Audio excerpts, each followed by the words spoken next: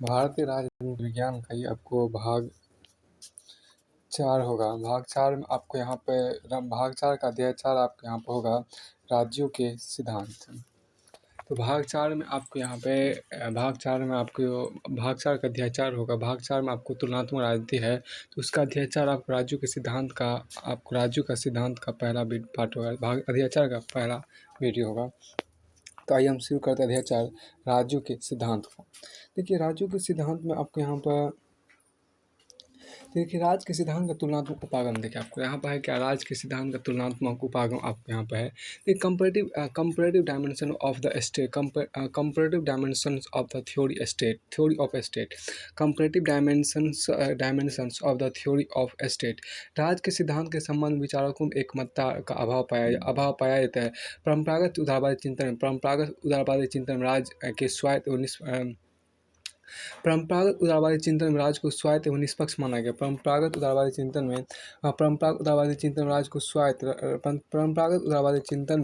राज्य को स्वायत्त एवं निष्पक्ष माना गया, जबकि मार्क्सवादी परंपरा में राज्य को एक यंत्र माना गया है। साथ ही राज संबंधी इन परंपरागत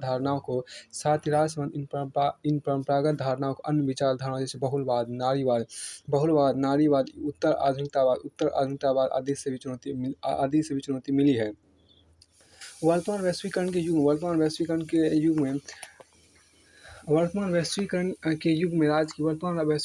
में राज्य की प्रकृति महत्वपूर्ण परिवर्तन भी हो रहे हैं। स्पष्ट वर्तमान राज्य की उत्पत्ति एवं विशेषताओं के विश्लेषण हेतु हमें इसकी राजनीतिक उत्पत्ति था उत्पादन प्रणाली इसको बोलते कैपिटलिस्ट, सोशलिस्ट आदि विचार करना होगा, क्योंकि संरचना कार्य तथा वैधता आदि के आधार पर ही हम राज्य की वास्तविक प्रकृति को समझ सकते हैं। इस बात को भी ध्यान में रखना होगा कि प्रत्येक राज्य के निर्माण में वहाँ के नागरिक समाज, सिविल सोसाइटी की महत्वपूर्ण भूमिका होती है। लेकिन दूसरी ओर यह भी सत्य है कि नागरिक समाज, सिविल सोसाइटी की भूमिका भी राज्य के द्वारा ही तय की जाती है। अब एक आपको अस्पष्ट उपयुक्त समस्याओं के कारण ही हमें राज्य के सैद्धांतिक ऐतिहासिक विश्लेषण की आवश्यकता है। अस्पष्ट उपयुक्त समस्याओं के कारण ही हमें राज्य के सैद्धांतिक ऐतिहासिक विश्लेषण की आवश्यकता है। राज्य की संरचना एवं कार्य विशिष्ट संस्थाओं के विकास, सामाजिक आर्थिक कारकों के संबंध में स्वायत्त और जो अंग्रेजी बोलते ऑटोनॉमी, आंतरिक विरोधाभास आदि के मध्य समानता एवं असमानताओं की व्याख्या एक विस्तृत तुलनात्मक अध्ययन की आवश्यकता है। अस्पष्ट विभिन्न राज्यों के सामाजिक आर्थिक परिप्रेक्ष्य की समानता एवं असमानता हमें विश्लेषण के लिए एक प्रारूप फ्रेमवर्क प्रदान करती है। साथ ही वर्तमान दौर में पूंजी के अंतर्राष्ट्रीयकरण के कारण अनेक राज्यों की प्रकृति महत्वपूर्ण परिवर्तन दृष्टिगोचर हुए हैं। अनेक अधिराष्ट्रीय आर्थिक एवं राजनीतिक संस्थाओं का विकास हुआ है। रिचार्ड एस्किस ने राज्य के तुलनात्मक अध्ययन के 5 चरणों मतलब चरणों को अंग्रेजी बोलते ट्रेंड्स, TRENDS, 5 ट्रेंड्स का उल्लेख किया है। ट्रेंड्स का हिंदी बोलते चरणों। अब इसमें पहला आपको चरण आपके यहाँ पर पहला ट्रेंड्स आपके यहाँ पर ये है क्या कि पहला ट्रेंड्स आपके यहाँ पर कि राज्य के कार्यों में बहुत अधिक बढ़ोतरी हुई है। देखिए राज्य के कार्यों में बहुत अधिक बढ़ोतरी हुई है। तथा यह शिक्षा, स्वास्थ्य, आवास, कल्याण आदि कार्यों का भी संचालन करने लगा है।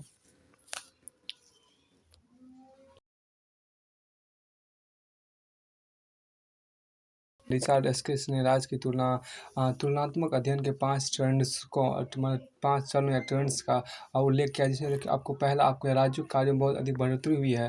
राज्यों के कार्यों में पहला तो आपके यहाँ पे है कि राज्यों के कार्यों में बहुत अधिक बढ़ोतरी हुई है तथा यह शिक्षा, स्वास्थ्य, आवास, कल्याण आदि कार्यों का भी संचालन करने लगा है। इससे राज्य के हस्तक्षेप के वैधानिक क्षेत्र लेजिटिमेट एरिया के संबंध में आपको विवाद पैदा हो गया। इसकी प्रतिक्रिया स्वरूप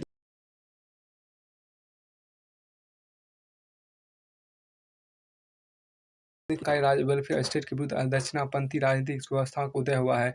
दूसरा आपके यहाँ पर ट्रेंड है क्या अपने नियंत्रण और निरीक्षण के कार्यों में राज्य।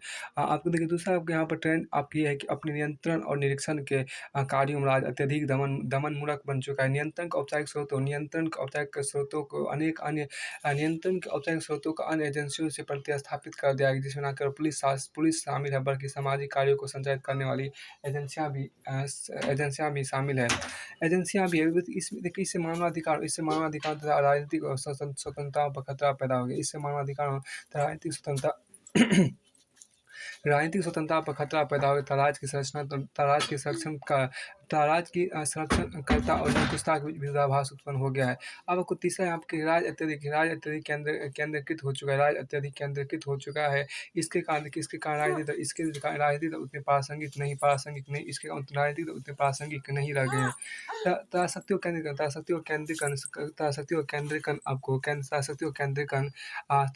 केंद्रीकरण कार्यपालिका के पास हो गया है। इससे राजनीतिक संस्थाओं जैसे कि संसद की वैधता का संकट भी पैदा हो गया है। इन सब का विरोध भी देखिए, इन सब का विरोध भी प्रारंभ हो गया है। जो शांतिपूर्ण विरोध से उग्रवादी हिंसा के रूप में भी देखा जा सकता है। जो शांतिपूर्ण विरोध से उग्रवादी हिंसा के रूप में भी देखा जा सकता है। अब आपको यहाँ पे चौथा ट्रेंड आपके यहाँ पर है कि राज्यों ने अपने हस्तक्षेप को उत्पादन प्रक्रियाओं तक बढ़ा दिया। ऐसा प्रतीत होता है कि पूंजीवाद का विकास कॉर्पोरेटवाद राज के रूप में हो रहा है। वर्ग संघर्ष को अधिक से अधिक समाप्त करने का प्रयत्न किया जाता है। राज्यों के कार्यों में विस्तार के फलस्वरूप राजकोषीय संकट उत्पन्न हुए। हाल के यूरो संकट में से देखा जा सकता है। अब देखिए यहाँ पर पाँचवा है पूंजी के अंतर्राष्ट्रीयकरण अथवा वैश्वीकरण ने राज्य के अस्तित्व पर प्रश्न चिन्ह खड़ा कर दिया है। अब कि पूंजीवादी समाजों में राज्य की प्रकृति देखिए, nature of states in capitalist society देखिए, समकालीन राजनीतिक सिद्धांत का उलझाव तथा विरोधाभासी आयाम यह है कि राज्य के कार्यक्षेत्र में सामाजिक जीवन के अधिकाधिक क्षेत्र शामिल कर लिए गए हैं। इस राजनीतिक विमर्श के शब्दकोश में इसका स्पष्ट अर्थ बताना कठिन होने लगा है। अतः अति पूंजीवादी समाजों में राज्य की प्रकृति एवं भूमिका को समझना है। अतः यदि पूंजीवादी समाजों में राज्य की प्रकृति एवं भूमिका को समझना है तो हमें इसके अर्थ तथा संगठित राजनीतिक शक्ति की केंद्रीयता पर बल देना होगा। 20वीं सदी की दो प्रमुख राजनीतिक विचारधारा उदारवाद एवं मार्क्सवाद में राज्य की महत्वपूर्ण भूमिका है। 20वीं सदी की दो प्रमुख राजनीतिक विचारधारा उदारवाद एवं मार्क्सवाद में राज्य की भूमिका महत्वपूर्ण है। उदारवादी परंपरा के अंतर्गत राज्य के रात्रि प्रहरी स्वरूप से प्रारंभ करते हुए कल्याणकारी राज वेलफेयर स्टेट तथा बाद में नव उदारवादी रात्रि प्रहरी के विकास का विश्लेषण है। अब आपको आगे यहाँ पर क्या पूंजीवादी राज के विकास का चरण है। आपको आगे यहाँ पर क्या पूंजीवादी राज के विकास का चरण देखिए। पूंजीवादी राज या उदारवादी राज के विकास का राजनीतिक इतिहास एक जैसा नहीं रहा। उदारवादी लोकतांत्रिक राज लिबरल डेमोक्रेटिक स्टेट या पूंजीवादी राज में एक विरोधाभास पाया जाता है, जिसे संचय की आवश्यकता और वैधता के मध्य आवश्यक तनाव के रूप में देखा जा सकता है। प्रारंभिक उदारवादी राज संचय एक्युमुलेशन प्रारंभिक उदारवादी राज संचय की निजी व्यवस्था विचारधारा के साथ विकसित हुआ है तथा कालांतर में लोकप्रिय स्वीकार्यता वैधता हेतु लोकतांत्रिक विचारों को लागू किया है। देखिए एलन वुल्फ ने पिछले 200 वर्षों में उदारवादी राज द्वारा इन विरोधाभासों को हल करने के 6 आदर्श प्रारूप आइडियल टाइप के पूंजीवादी राज का वर्णन किया है, जिसमें पर आप कहते हैं कि संचय राज है। देखिए संचय राज अंग्रेजी में द एक्युमुलेटिव स्टेट बोलते हैं, एक्युमुलेटिव स्टेट बोलते हैं।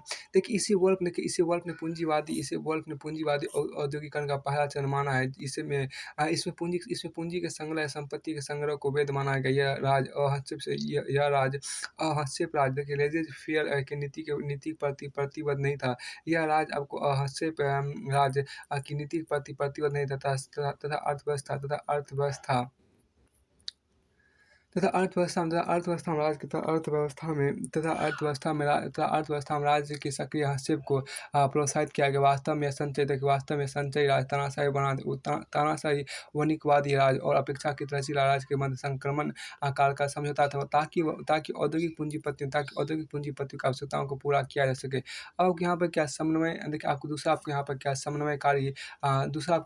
समन्वयकारी राज आपको द हार्मोनियस स्टेट यहाँ पर आपको है। समन्वयकारी राज आपको आपको दूसरा आपका समन्वयकारी राज्य समन्वयकारी राज्य आपको जिसको अंग्रेजी में बोलते हैं हार्मोनियस स्टेट बोलते हैं। देखिए राज का यह स्वरूप देखिए राज का यह स्वरूप आपको पूंजीवादी औद्योगिकरण के दूसरे चरण में विकसित हुआ। इसमें एक और इस बात पर बल दिया गया कि यदि बुर्जुआ वर्ग के हाथों में सत्ता रहेगी तो सभी को लाभ होगा। वहीं दूसरी ओर उभरते श्रमिक वर्ग ने अपने लिए अधिक अधिक अधिकारों की मांग की। इस कारण राज के द्वारा इस कारण आपको राज को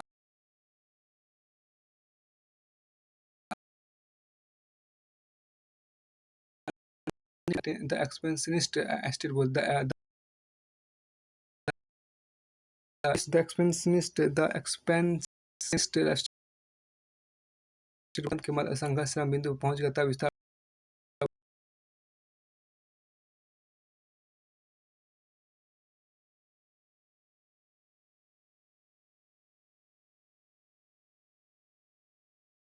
होगा। समाजवादी विस्तार किया गया। इस विस्तार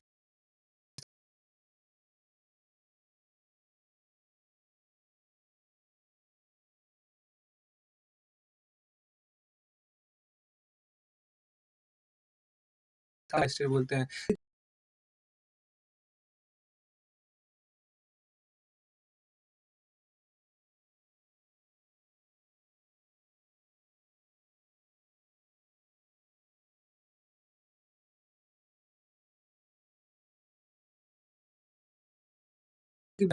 यूरोपीय राज्यों में आर्थिक नियोजन तथा सैन्य खर्च में बढ़ोतरी से अमेरिका शक्तिशाली राज्य बनकर उभरा।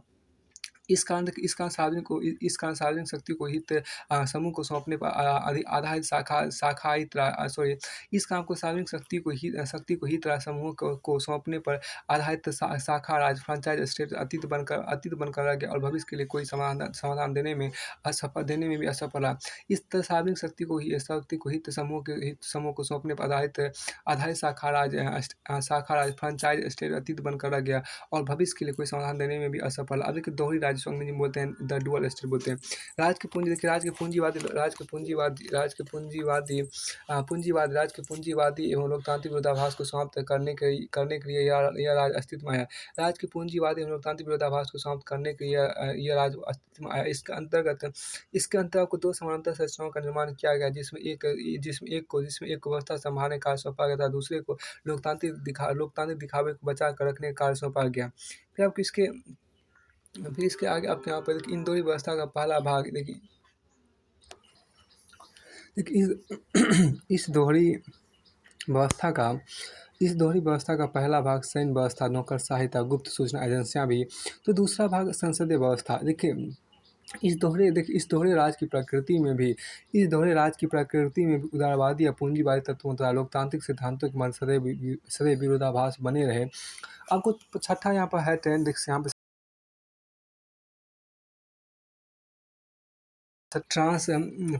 ट्रांसनेशनल स्टेट बोलते हैं। देखिए एलन वॉल्फ के अनुसार यह पूंजीवादी राज्य के विकास का सबसे नवीनतम मॉडल जिसका विकास पूंजी के अंतर्राष्ट्रीयकरण तथा बहुराष्ट्रीय कंपनी MNCs के विकास के साथ हुआ। यद्यपि राज्य के द्वारा अभी भी बहुराष्ट्रीय कंपनियों को अनेक प्रकार की सहायता दी जाती है। इस पार राष्ट्रीय राज्य ने पूंजीवादी राज्य को एक नया क्षितिज प्रदान किया है। परंतु यह पार राष्ट्रीय राज्य भी समकालीन पूंजीवादी समाज में विद्वान राजनीतिक विरोधाभासों को दूर नहीं कर सका। अमेरिकी ऋण संकट, अमेरिकन डेट क्राइसिस, यूरो संकट, यूरो जोन क्राइसिस और आर्थिक मंदी को इसी संदर्भ में समझा जा सकता है। आपको अगला यहाँ पर देखिए फिर आपका आगे यहाँ पर है क्या आगे यहाँ पर आपको है देखिए उत्तर पूंजीवादी युग में राज के संबंध में समकालीन चर्चा देखिए contemporary debates about the state in the late capitalism आपके यहाँ पर है। देखिए उदारवादी विचारकों के अनुसार को विकसित पूंजीवादी समाज प्रतिस्पर्धी विघटित और विकसित है। इन समाजों में नागरिक को सार्वभौमिक मताधिकार प्राप्त है। स्वतंत्र एवं निष्पक्ष चुनाव होते हैं। स्वतंत्र एवं निष्पक्ष चुनाव होते तथा नागरिक स्वतंत्रता उपलब्ध है। देखिए, संसद वह मुख्य बिंदु है जिसके ऊपर सीधे लॉबिंग के द्वारा या पार्टी द्वारा हित समूह अपना दबाव बनाते हैं। यहाँ कोई विशेषाधिकार, देखिए यहाँ कोई विशेषाधिकार वर्ग, हित या समूह नहीं है। यहाँ कोई विशेषाधिकार वर्ग, हित या समूह नहीं है, बल्कि हितों के प्रतिस्पर्धी ब्लॉक है। लघु एवं मध्यम वर्ग, यहाँ पर देखिए लघु एवं मध्यम वर्गों की, देखिए लघु एवं मध्यम उद्योगों की व्यापक उपस्थिति के बावजूद बड़े औद्योगिक समूहों का अर्थव्यवस्था में महत्वपूर्ण स्थान है। इन बहुराष्ट्रीय कंपनियों का आपको एशिया, अफ्रीका, लैटिन अमेरिका आदि में विस्तार समकालीन पूंजीवादी राज्यों की विदेश नीति की महत्वपूर्ण विशेषता है। अब देखिए इन पूंजीवादी देशों में लोगों की आय में व्यापक अंतर पाया जाता है। वॉल स्ट्रीट का घेराव, देखिए वॉल स्ट्रीट का घेराव, जिसको अंग्रेजी में मतलब ऑक्यूपाई वॉल स्ट्रीट आंदोलन के अनुसार आपको अमेरिका की 1% अमेरिका के 1% लोगों की संपत्ति बाकी 99% लोगों से भी अधिक है। आय में असमानता, देखिए आय में असमानता, राजनीतिक शक्ति में असमानता स्पष्ट रूप से दृष्टिगोचर होती है। अमेरिका में आप यहाँ देखिए आय में असमानता जो है वो आय में असमानता, राजनीतिक शक्ति में असमानता स्पष्ट रूप से आपको दृष्टिगोचर होती है। फिर आपको आगे यहाँ पे देखिए राजव्यवस्था, देखिए आपको आगे यहाँ पर है राजव्यवस्था और राज विशिष्ट वर्ग, देखिए the state system and the state elite. देखिए आपको इस संदर्भ में राज का अभिप्राय विभिन्न राजनीतिक संस्थाओं से है। इसमें सरकारी तत्वों के अंतर्गत सरकार, प्रशासन, सेना और पुलिस, न्यायपालिका, संसद, उपकेंद्रीय सरकार, जैसे कि आपको अमेरिका के राज्य स्टेट इन यूएस आते हैं। इसके अतिरिक्त इस राज्य व्यवस्था में राजनीतिक एवं दबाव समूह, बहुराष्ट्रीय कंपनियां, चर्च, मास मीडिया तथा सांस्कृतिक एवं शैक्षिक संगठन जैसे गैर सरकारी तत्व शामिल। इन देशों में राज्य की भूमिका का उद्देश्य इन देशों के इसके अतिरिक्त इस राज्य व्यवस्था में राजनीतिक दल, दबाव समूह, बहुराष्ट्रीय कंपनियां, चर्च, मास मीडिया तथा सांस्कृतिक एवं शैक्षणिक संगठन जैसे गैर सरकारी तत्व शामिल है। इन उद्देश्यों में राज्य की भूमिका तथा उद्देश्य को समझने के विशिष्ट वर्ग एवं आर्थिक रूप से संपन्न वर्ग के मध्य संबंधों को समझना आवश्यक है। आपको आगे यहाँ पर राल्फ मिलीबैंड के अनुसार समकालीन पूंजीवादी देशों में व्यवसायी वर्ग कैबिनेट का सबसे बड़ा वर्ग है। इसके अलावा नौकरशाही, सेना तथा राज्य की वित्तीय संस्थाओं में भी इनका वर्चस्व देखा जा सकता है। अब देखिए राज्य की विशिष्ट वर्ग की नीतियों, देखिए राज्य की विशिष्ट वर्ग की नीतियों, विचार एवं दृष्टिकोणों में भिन्नता के बावजूद पूंजीवादी व्यवस्था को मजबूत करने पर सभी एकमत हैं। व्यावसायिक हित को राष्ट्रीय हित से जोड़कर देखा जाता है। उदाहरण के जो जनरल मोटर्स का अच्छा है वो अमेरिका के लिए भी अच्छा है। जो जनरल मोटर्स का अच्छा है वो अमेरिका के लिए भी अच्छा है। Example, what is good for general Motors is good for US. Habermas जैसे नव मार्क्सवादियों ने भी पूंजीवादी राज की विसंगतियों का विश्लेषण करते हुए इसे वैधता संकट के रूप में प्रस्तुत किया है। इनके अनुसार आप यहाँ देखिए इनके अनुसार पूंजीवादी व्यवस्था में आर्थिक साधनों पर मुट्ठी भर लोगों का ही नियंत्रण होता है, लेकिन राजनीतिक व्यवस्था के द्वारा सभी के लिए समानता और कल्याण का दावा किया जाता है। पूंजीवादी व्यवस्था में विद्वान यह अंतर्विरोध वर्तमान में पश्चिमी देशों में प्रत्यक्ष रूप में से दिख रहा है। वर्ष 2008 की आर्थिक मंदी के बाद यूरोप और अमेरिका में राज्य के द्वारा पूंजीपतियों के हितों के संरक्षण को लेकर लोगों में अत्यधिक आक्रोश है। ओबामा ने स्वास्थ्य विधेयक प्रस्तुत करके लोगों के विश्वास को अर्जित करने का प्रयत्न किया है। नोम चॉम्स्की ने पूंजीवादी समाज द्वारा संचालित बाजारवादी द्वारा संचालित बाजारवादी उदारवादी नीतियों को व्यापारिक घरानों के संचालित नीतियाँ कहा है। नोम चॉम्स्की ने पूंजीवादी समाजों द्वारा आपको संचालित बाजारवादी उदारवादी नीतियों को व्यावसायिक घरानों के लिए संचालित नीतियाँ कहा है। फिर आपको आगे यहाँ पर है कि आपके साथ निष्कर्ष देखिए, पूंजीवादी राज के लिए निष्कर्ष आपको देखिए, कंक्लूजन देखिए, पूंजीवादी राज के लिए संकट कोई नई परिघटना नहीं। वर्ष 1930 के आर्थिक संकट का कल्याणकारी राज्य के द्वारा समाधान किया गया। वर्तमान बाजारवाद उपभोक्तावाद के युग में पूंजीवाद की आलोचना सिर्फ समानता के समर्थक ही नहीं रहे बल्कि पर्यावरणीय आंदोलन के समर्थक भी कर रहे हैं, बल्कि पर्यावरणीय आंदोलन के भी समर्थक भी रहे, बल्कि पर्यावरण आंदोलन का भी समर्थन कर रहे। यहाँ प्रिंटिंग मिस्टेक है। अतः पूंजीवादी उत्पादन प्रणाली और सामाजिक न्याय के मध्य बेहतर समन्वय एवं संतुलन की आवश्यकता है। अतः पूंजीवादी उत्पादन प्रणाली और सामाजिक न्याय के मध्य बेहतर समन्वय एवं संतुलन की आवश्यकता है। अब देखिए आगे यहाँ पर है क्या, समाजवादी समाज में, देखिए समाजवादी समाज में राज का सैद्धांतिक आधार देखिए आपको यहाँ पर। तो समाजवादी, देखिए समाजवादी समाज में राज का सैद्धांतिक आधार देखिए, theoretical basis of the state in socialist society. देखिए समाजवादी समाज वे समाज है जहाँ उत्पादन की पूंजीवादी प्रणाली को प्रतिस्थापित करके सामाजिक स्वामित्व, सोशल ओनरशिप पर आधारित उत्पादन की प्रणाली को लागू किया था। अधिकांशतः ऐसे समाज मार्क्सवादी लेनिनवादी विचारधारा पर आधारित से संचालित क्रांति के द्वारा अस्तित्व में आए और यही दल वहाँ के शासक दल बने। इसी देखिए इस प्रकार राज की मार्क्सवादी धारणा समाजवादी समाजों में राज की प्रकृति को समझने के अत्यंत उपयोगी है। मार्क्स के विचारों मार्क्स विचारों को राज संबंधी मुख्यतः दो धारणाएं पाई जाती है। मार्क्स विचारों में राज संबंधी दो धारणाएं पाई जाती है। कम्युनिस्ट मैनिफेस्टो में मार्क्स तथा एंगल्स ने राज को एक यंत्र माना जो बुर्जुआ की कार्यकारी समिति है। परंतु 18वें Brumaire of Louis Bonaparte 18th Brumaire of Louis Bonaparte में मार्क्स ने राज की सापेक्षिक स्वायत्ता को भी अधिकार स्वीकार किया है। सापेक्षिक स्वायत्ता को भी स्वीकार किया है। समाजवादी राज का मूल कार्य बुर्जुआ राज मशीनरी को समाप्त कर सरबराह की शक्ति को मजबूत करना है, जिसे सामान्यतः सरबराह वर्ग की तानाशाही भी कहा जाता है। और यह पूंजीवाद से साम्यवाद के संक्रमण काल में आवश्यक भी है। देखिए मार्क्सवादी राज उदारवादियों के द्वारा सर्वाधिकारवादी राज्य कहकर आलोचना की जाती है। मार्क्सवादी राज की उदारवादियों के द्वारा सर्वाधिकारवादी राज्य कहकर आलोचना की जाती है। संपत्ति के सामूहिक ऐसे आपको कहेंगे मार्क्सवादी राज को उदारवादियों के द्वारा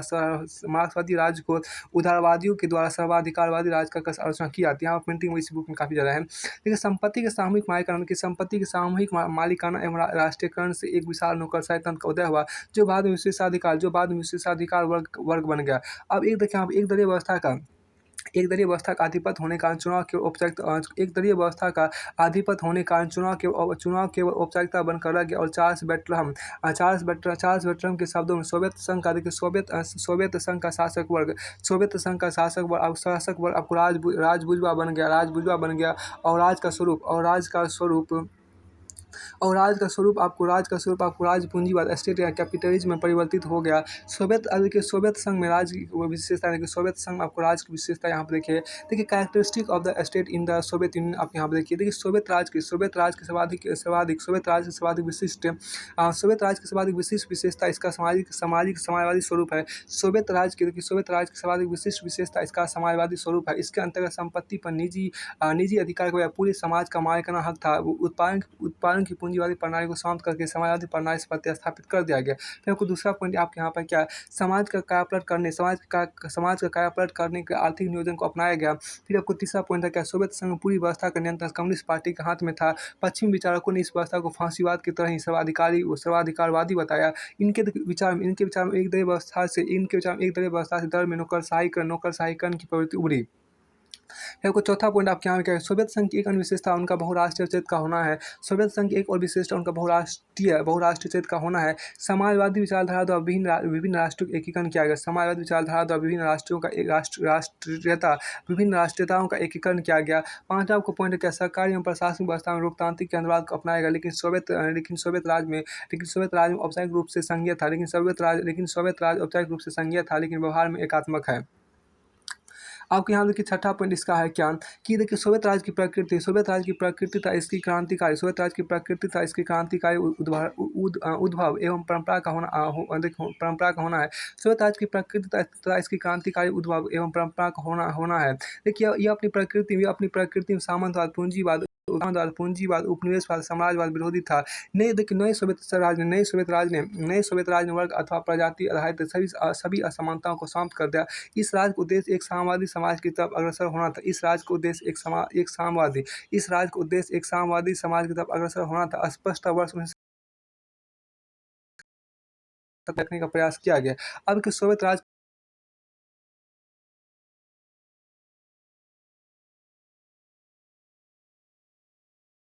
कभी इकाई सोवियत के रूप में थी, जो कि प्रारंभ में सरबराह वर्ग का संगठन था। बाद में विभिन्न स्तरों पर चुने गए प्रतिनिधियों की संस्था बन गई।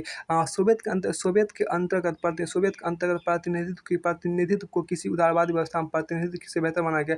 सोवियत के अंतर्गत प्रतिनिधित्व को किसी उदारवादी व्यवस्था में प्रतिनिधित्व से बेहतर माना गया, क्योंकि यह क्योंकि एक दलीय व्यवस्था के लिए विरोधाभासी प्रतीत होता है। लेकिन जैसा कि स्टालिन का मत था कि सोवियत शासन व्यवस्था पुरानी बुर्जुआ लोकतांत्रिक एवं संसदीय व्यवस्था से अलग है। ये देखिए, ये एक नई प्रकार की व्यवस्था है, जिसका उद्देश्य जनता का शोषण करना नहीं, बल्कि उन्हें सभी इस प्रकार के शोषणों से मुक्त करना है।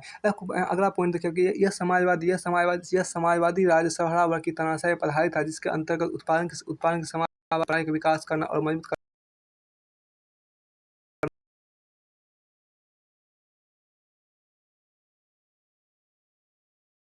परंतु बाद में वास्तविक रूप में नौकरशाही का प्रभाव आपको हावी हो गया।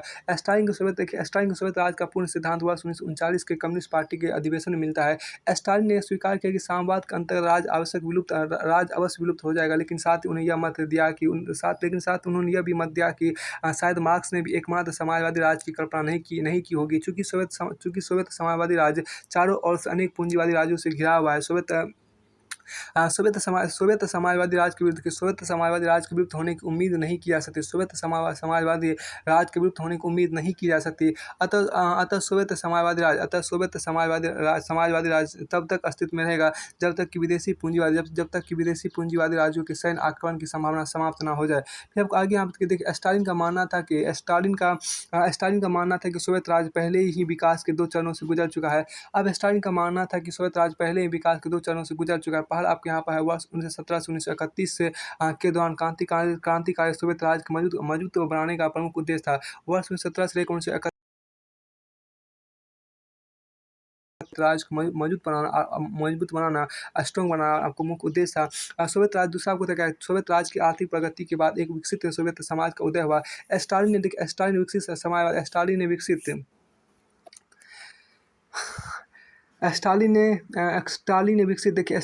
समाजवादी राज्य के कार्यों के बारे में बताते हुए कहा कि राज्य का मुख्य कार्य अब आर्थिक गतिविधियों का प्रबंध करना है। स्टालिन ने विकसित समाजवादी राज्य के कार्यों के बारे में बताते हुए कहा कि राज्य का मुख्य कार्य अब आर्थिक गतिविधियों का प्रबंध करना तथा सांस्कृतिक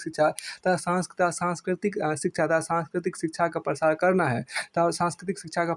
सैन्य व्यवस्था में देखिए, सैन्य व्यवस्था पुलिस इंटेलिजेंस के कार्यों के संबंध में स्टालिन का मानना था कि अब इनका कार्य आंतरिक न होकर बाहरी दुश्मनों से लड़ना है।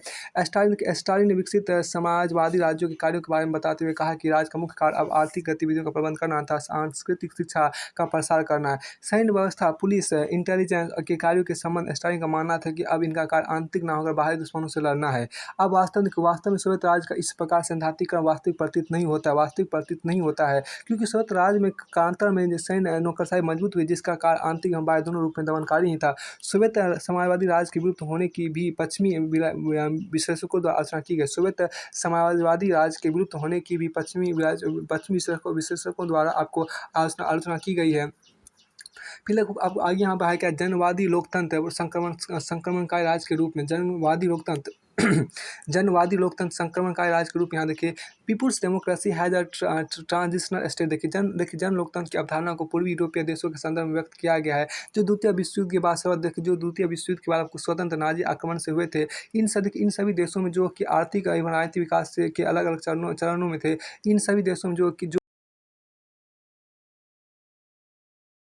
साम्यवादी समाजवादी तथा उदारवादी देशों में गठबंधन सरकार की स्थापना की गई। साम्यवादी समाजवादी तथा उदारवादी देशों में गठबंधन सरकार की स्थापना की गई एवं उनकी प्रकृति संक्रमणकारी थी, जिनका उद्देश्य सामाजिक व्यवस्था में लोकतांत्रिक परिवर्तन लाना था, ताकि अंततः समाजवादी राज सोशलिस्ट स्टेट के निर्माण का आधार तैयार किया जा सके। समाजवादी राज भी सरबराह वर्ग की तानाशाही के रूप में होगा। समाजवादी राज भी आपको सवारा वर्ग की तानाशाही के रूप में आपको होगा। अब देखिए पूर्वी यूरोपीय देशों में जन लोकतंत्र इसलिए आवश्यक माना गया क्योंकि इन सभी देशों को सोवियत संघ द्वारा सैन्य बल से मुक्त कराया गया था। चूंकि इन देशों में कम्युनिस्ट पार्टी या तो अस्तित्व में ही नहीं थी या बहुत कमजोर थी। चूंकि इन देशों में कम्युनिस्ट पार्टी या तो अस्तित्व में ही नहीं थी या बहुत कमजोर थी, अतः कम्युनिस्ट पार्टी के नेतृत्व में तथा सोवियत संघ की देखरेख में बहुदलीय गठबंधन को आवश्यक माना गया। जन लोकतंत्र की इस संक्रमणकारी रूप को देखिए जन लोकतंत्र की इस संक्रमणकारी रूप को 10 वर्षों के अंदर ही सोवियत संघ के अनुरूप सहारा वर्ग की तानाशाही के रूप में बदल दिया गया। हालांकि यूगोस्लाविया ने समाजवादी राज का अपना पैटर्न विकसित किया जो सोवियत मॉडल से अधिक बहुलवादी था। पूर्वी यूरोपीय देशों में समाजवादी व्यवस्था सोवियत संघ द्वारा आरोपित थी। इसी कारण पोलैंड, हंगरी तथा चेकोस्लोवाकिया में विद्रोह हुआ। पोलैंड में आपको ट्रेड यूनियन तथा कैथोलिक चर्च को काफ़ी हद तक स्वायत्तता प्राप्त थी। बाद में आपको सॉलिडेरिटी आंदोलन मजबूत हुआ और व्यवस्था परिवर्तित हुई। सोवियत संघ के पतन के साथ ही इन राज्यों में भी परिवर्तन आ गए। अब आपको आगे देखिए नव लोकतंत्र में समाजवादी राज का चीन में विकास। देखिए नव लोकतंत्र से समाजवादी राज का चीन में विकास। देखिए from new democracy to a socialist state in China. देखिए जहाँ पूर्वी यूरोपीय देशों में जन लोकतंत्र व्यावहारिक अंग्रेजी बोलते प्रैग्मेटिक, आपको व्यावहारिक अंग्रेजी बोलते प्रैग्मेटिक, PRAGMATIC प्रैग्मेटिक अवधारणा थी। नव लोकतंत्र की मांग। देखिए नव लोकतंत्र की मांग की अवधारणा को वैचारिक कहा जा सकता है। नव लोकतंत्र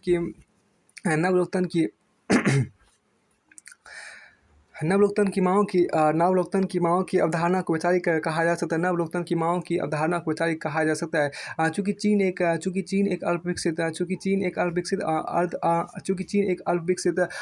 उपनिवेशवादी तथा सामंतवादी देश था। माओ द्वारा इस बात पर बल दिया गया कि साम्राज्यवाद, सामंतवाद तथा पूंजीवाद को समाप्त करने के कम्युनिस्ट पार्टी द्वारा लोकतांत्रिक क्रांति करने की जरूरत है। यह लोकतांत्रिक बुर्जुआ क्रांति से अलग थी। यह लोकतांत्रिक बुर्जुआ क्रांति से अलग होगी क्योंकि यह बुर्जुआ वर्ग के द्वारा नहीं बल्कि कम्युनिस्ट पार्टी के नेतृत्व में किसानों, छोटे बुर्जुआ तथा राष्ट्रीय बुर्जुआ के माध्यम से लाई जाएगी। अगर इसको फिर से देखिए यह लोकतांत्रिक बुर्जुआ क्रांति से अलग होगी क्योंकि यह बुर्जुआ वर्ग के द्वारा नहीं बल्कि कम्युनिस्ट पार्टी के नेतृत्व में किसानों, छोटे बुर्जुआ तथा राष्ट्रीय बुर्जुआ के माध्यम से लाई जाएगी। कुमिंतांग शासन को समाप्त कर चीन में नव लोकतांत्रिक राज की वर्ष 1949 में स्थापना की गई। माओ ने चीन को एक समाजवादी राज में बदलने से पूर्व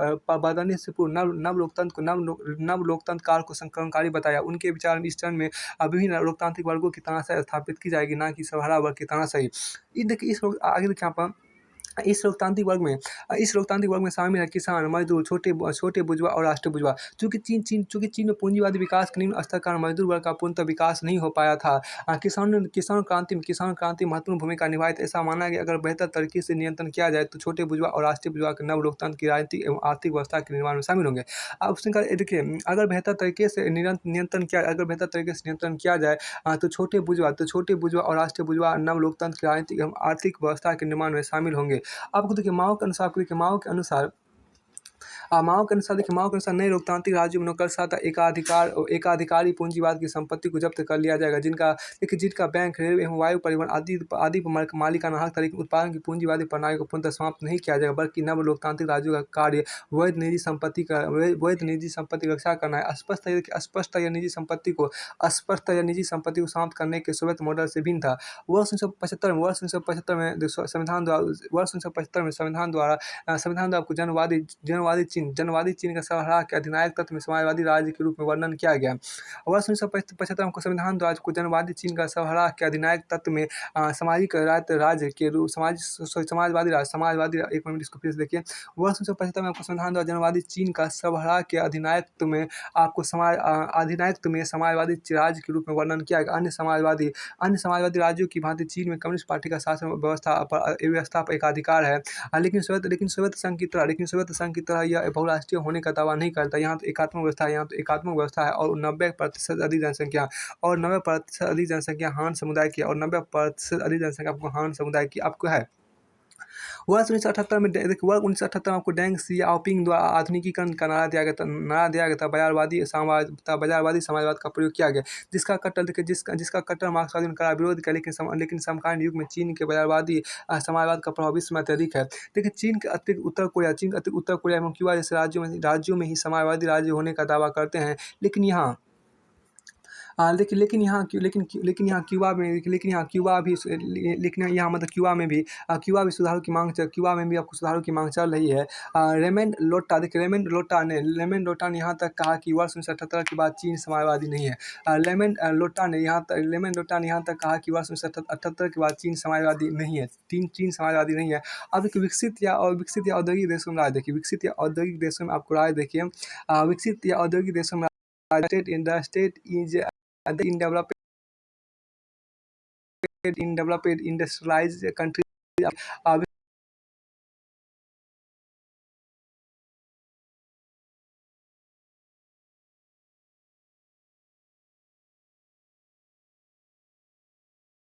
व्यवस्था व्यक्तिगत उद्यम पर आधारित होती है। अर्थव्यवस्था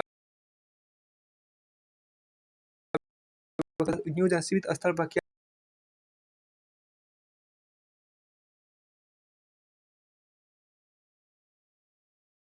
राज उदार कर व्यवस्था के अंतर्गत स्वैच्छिक बचत वॉलंटरी सेविंग को भी प्रोत्साहित करता है।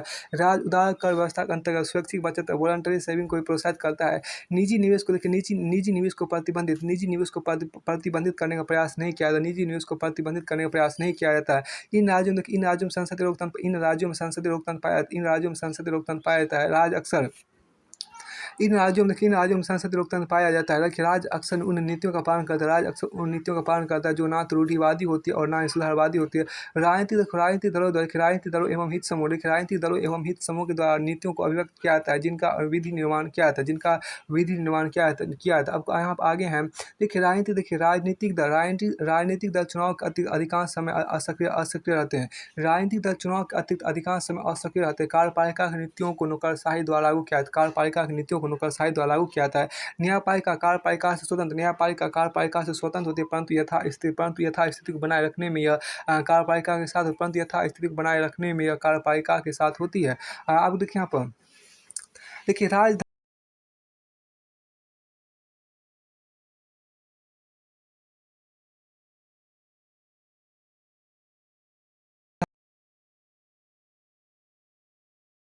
कार्यपालिका का अधीन माना जाता है। सेना को कार्यपालिका का अधीन माना जाता है। इसका विचार व्यावसायिक होता है। इसका व्यवहार व्यावसायिक होता है। सेना को कार्यपालिका के अधीन माना जाता है। इसका व्यवहार व्यावसायिक होता है, ना कि विचारधारा के अधीन। तृतीय विश्व की तरह इन देशों में सेना सत्ता पर कब्जा नहीं करती है। तृतीय विश्व की तरह इन देशों में सेना सत्ता पर कब्जा नहीं करती। अब विकसित पूंजीवादी राज्यों में अनेक बड़े एवं छोटे शहरों का प्रशासन राज्य को चलाना होता है, एवं मध्यम वर्ग की संख्या इन शहरों में अधिक होती है। व्यवसाय एवं आय के आधार पर उनकी परिस्थिति मतलब अंग्रेजी में स्टेटस में भी अंतर पाया जाता है। अधिक राज्य द्वारा समाज कल्याण कार्यक्रम चलाए जाते हैं, परंतु आर्थिक मंदी के समय बेरोजगारी से नहीं बच पाते हैं। देखिए, वर्तमान संकट में भी यह देखा जा सकता है कि जन्म अंग्रेजी में बर्थ रेट कम होने के कारण यहाँ जनसंख्या नीति पाई जाती है। अब क्या यहाँ जनसंख्या नीति पाई जाती है? देखिए, विकासशील समाजों में राज्य की प्रकृति, जिसको अंग्रेजी में बोलते हैं natures of the state in developing societies बोलते हैं। देखिए, अनेक नए राज्यों के उदय उनकी विशिष्ट सांस्कृतिक एवं राजनीतिक व्यवस्था समकालीन विश्व में अनेक मुद्दे अनेक मुद्दे को उभारा है। कोई भी अविकसित या अल्पविकसित विकास के लक्ष्य को कोई भी अविकसित या अल्पविकसित राष्ट्र विकास के लक्ष्य को नकार नहीं सकता, लेकिन विकसित देशों के संबंध में यह अनेक रूपों में बिखरी हुई है। देखिए विकास की प्रक्रिया का अस्तित्व होना, देखिए विकास की प्रक्रिया का अस्तित्व में होना एक सामाजिक तथ्य है। देखिए विकास की प्रक्रिया का अस्तित्व में होना एक सामाजिक तथ्य है। देखिए विकास की प्रक्रिया का अस्तित्व में होना एक सामाजिक तथ्य है और विकास की आवश्यकता की पहचान करना एक सामाजिक मूल्य है। विकास की सामाजिक वास्तविकता मतलब उनके विचारात्मकता, उनके विचारधारात्मकता, उनके विचारधारात्मक लक्ष्यों के संदर्भ में ही एक विकासशील राष्ट्र की प्रकृति एवं मूल्य का निर्धारण किया जा सकता है। साथ ही यह भी देखना ज़रूरी है कि विकास की रणनीति एवं लक्ष्य निर् देखिए साथ ही यह भी देखना ज़रूरी है कि विकास की रणनीति एवं लक्ष्य निर्धारण में विकासशील राष्ट्र किस स्तर तक स्वतंत्र हैं। अनुभव यह बताता है कि विकासशील राज्य अपने संरचनात्मक पिछड़ेपन के दुष्चक्र को स्वतंत्र सॉरी विकासशील राज्य अपने संरचनात्मक पिछड़ेपन के दुष्चक्र को ध्वस्त करने में असफल है।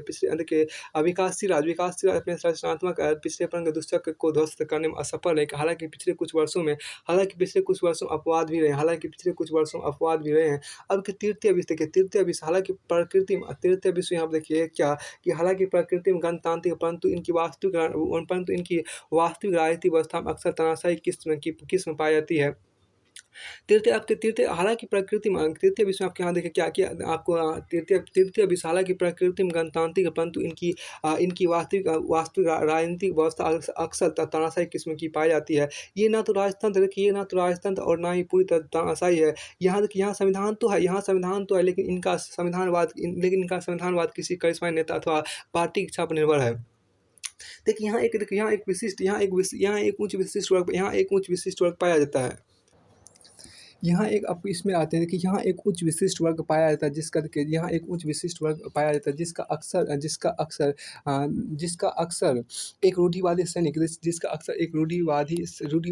विशिष्ट वर्ग द्वारा नियंत्रण किया जाता है। देखिए यहाँ एक उच्च विशिष्ट वर्ग पाया जाता है जिसका अक्सर एक रूढ़िवादी सैनिक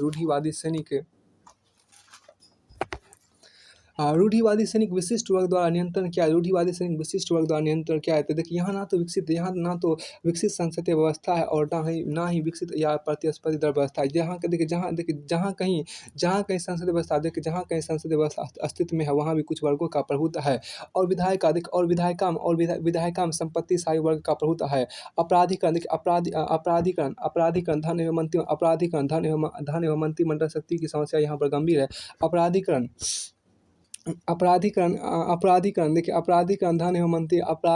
धन एवं मंत्रिमंडल शक्ति की समस्या यहाँ पर गंभीर है। तो आपको आगे हम देखिए एशिया में अफ्रीका के कुछ देशों ने बहुदलीय व्यवस्था को त्याग कर एक दलीय व्यवस्था को अपनाया, जैसे सीरिया, केन्या, तंजानिया, गिनी आदि। यहाँ संसदीय व्यवस्था का लगातार ह्रास हुआ है।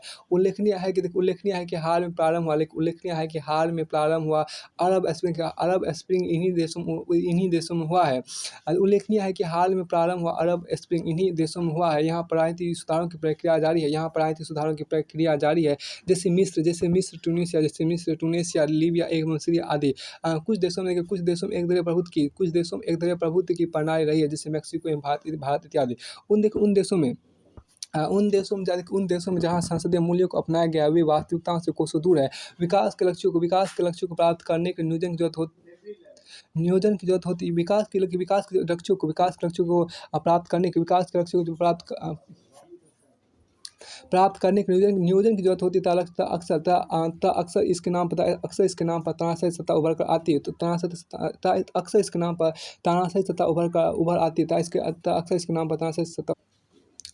देखिए उन देशों में जहाँ संसदीय मूल्यों को अपनाए गए भी वास्तविकता से कोसों दूर है। विकास के लक्ष्यों को प्राप्त करने के नियोजन की जरूरत होती है तथा अक्सर इसके नाम पर तानाशाही सत्ता उभर कर आती है। संसद विरोधी विचारों एवं हितों का मंच बनकर रह जाती है, जिसका लाभ सैनिक तानाशाहों द्वारा उठाया जाता है। संविधान को या तो बदल या फिर समाप्त कर दिया जाता है। हालांकि हालांकि विकासशील देशों में अधिनायकवादी व्यवस्था होने के बावजूद यहाँ पर सर्वाधिकारवाद नहीं पाया जाता। क्योंकि यहाँ देखिए, क्योंकि यहाँ तकनीकी पिछड़ापन, क्योंकि यहाँ तकनीकी पिछड़ापन तथा अध्यक्ष नौकरशाही पाई जाती है। लोकतांत्रिक मूल्यों के प्रति लोकतांत्रिक मूल्यों के प्रति मौखिक प्रतिबद्धता हमेशा रखी जाती है। जहाँ संक्रमण काल में विकास के अधिनायकवादी शासन उचित पोषित किया जाता है, वहीं लोकतंत्र की प्राप्ति में भविष्य का लक्ष्य रखा जाता है। अधिकांशतः विकासशील देशों में लिखित संविधान एवं संसद है। अधिकांशतः विकासशील देशों में आपको लिखित संविधान एवं संसद है, परंतु यहाँ पर अक्सर संविधान तथा औपचारिक संसदीय संस्थाएं तानाशाह के शासन को वैध बनाने का कार्य करती है। परंतु यहाँ पर अक्सर संविधान तथा औपचारिक संसदीय संस्थाएं तानाशाह के शासन को वैध बनाने का कार्य करती है। परंतु यहाँ पर अक्सर संविधान तथा औपचारिक संसदीय संस्थाएं तानाशाह के शासन को वैध बनाने का कार्य करती है। फिर आपको आगे यहाँ पर है, तो यहाँ पर आपको आगे अध्याय 5 आपके यहाँ पर क्या है कि राजनीतिक शासन प्रणालियाँ हैं, जिसको अंग्रेजी में बोलते हैं पॉलिटिकल रिजिम्स बोलते हैं। पॉलिटिकल रिजिम्स आप आइए उनको देखते हैं। अध्याय 5 आपको राजनीतिक शासन प्रणालियाँ हैं, जिसको अंग्रेजी में बोलते हैं पॉलिटिकल रिजिम्स बोलते हैं। वहाँ आप इसको देखिए। देखिए लोकतांत्रिक, आप यहाँ देखिए लोकतांत्रिक शासन प्रणालियाँ, आपको यहाँ देखिए लोकतांत्रिक शासन प्रणाली देखिए। लोकतांत्रिक शासन प्रणाली सहमति पर आधारित शासन होती है। लोकतांत्रिक शासन प्रणाली सहमति पर आधारित शासन प्रणाली होती है। लोकतांत्रिक शासन प्रणाली देखिए, लोकतांत्रिक शासन प्रणाली सहमति पर आधारित शासन प्रणाली होती है। सहमति पर बहुत से लोग शासन में भागीदार होते हैं। इसमें बहुत से लोग शासन में भागीदार होते हैं। अब देखिए सर्वप्रथम 5वीं सदी ईस्वी पूर्व देखिए में एथेंस लोकतंत्र में व्यक्ति मताधिकार को लागू किया गया, लेकिन यह सार्वभौमिक नहीं था। सर्वप्रथम 5वीं सदी ईस्वी पूर्व में एथेंस लोकतंत्र में व्यक्ति मताधिकार को लागू किया गया, लेकिन यह सार्वभौमिक नहीं था। सार्वभौमिक मताधिकार का प्रयोग 20वीं सदी में हुआ। सार्वभौमिक मताधिकार का प्रयोग 20वीं सदी में आपको हुआ। वर्तमान समय में लोकतांत्रिक शासन जनता के शासन का अर्थ राजनीतिक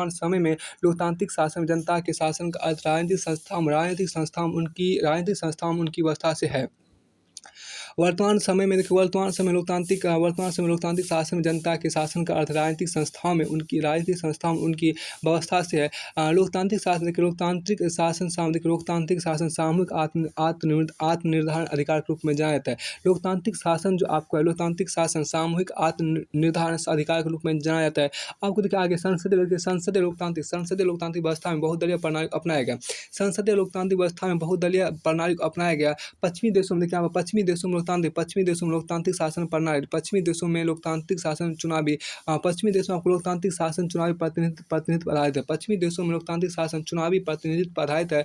समानता देखिए, आपको आपको देखिए क्या कि समानता एवं स्वतंत्रता लोकतंत्र शासन की महत्वपूर्ण विशेषता है। समानता एवं स्वतंत्रता जो आपको है, वह लोकतंत्र शासन की महत्वपूर्ण विशेषता है। सभी नागरिक कानून के समक्ष समान होते हैं। सभी नागरिक जो है वो कानून के समक्ष समान होते हैं। सभी नागरिकों के मत का मूल्य समान होता है। संविधान के माध्यम से नागरिकों के अधिकारों को सुरक्षित किया जाता है। संविधान के माध्यम से नागरिकों के अधिकार को सुरक्षित किया गया है। सरकार के महत्वपूर्ण प्रतिरूपों में प्रतिनिधि लोकतंत्र, विमर्शी लोकतंत्र और एक मत लोकतंत्र महत्वपूर्ण है। लोकतंत्र शक्ति पृथक्करण पर बल देता है। आप देखिए गैर लोकतांत्रिक सरकार देखिए यहाँ पर गैर लोकतांत्रिक सरकार जनता की सहमति का कोई महत्व नहीं है। गैर लोकतांत्रिक सरकार में जनता की सहमति का कोई महत्व नहीं होता। तो गैर लोकतांत्रिक सरकार में जनता की सहमति का कोई महत्व नहीं होता। कोई महत्व नहीं होता है। गैर लोकतांत्रिक सरकार में जनता की सहमति का कोई महत्व नहीं होता। देखिए शासन सत्ता कुछ लोगों के हाथों में निहित होती है। शासन सत्ता कुछ लोगों के हाथों में निहित होती है। सरकार जनता के प्रति किसी रूप में उत्तरदायी नहीं होती है। सरकार जनता के प्रति किसी रूप में उत्तरदायी नहीं होती है। सरकार जनता के प्रति किसी रूप में उत्तरदायी नहीं होती है। सरकार जनता के प्रति किसी रूप में उत्तरदायी नहीं होती है। व्यक्ति की स्वतंत्रता प्रतिबंधित होती है। अब देखिए यहाँ पर यह व्यक्तिवाद एवं लोकतंत्र की देखिए यह व्यक्तिवाद एवं लोकतंत्र की विरोधी होती है। देखिए यह व्यक्तिवाद एवं लोकतंत्र की विरोधी होती है। इसमें शक्ति का केंद्रीकरण होता है।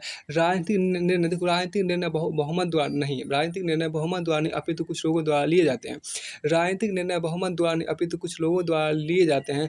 पीढ़ सत्तात्मक शासन में वंशानुगत होता है। पीढ़ सत्तात्मक शासन में शासन वंशानुगत होता है। वहाँ योग्यता का कोई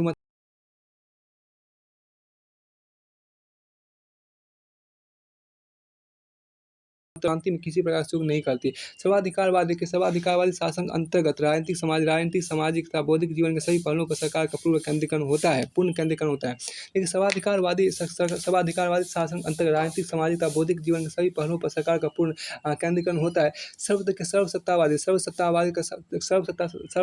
शासन उद्देश्य असमानता नहीं होता, अपितु राज्य एवं नागरिक के समाज के अंतर को समाप्त करना होता है। सर्वसत्तावादी शासन उद्देश्य असमानता नहीं होता, अपितु राज्य एवं नागरिक समाज के अंतर को समाप्त करना होता है।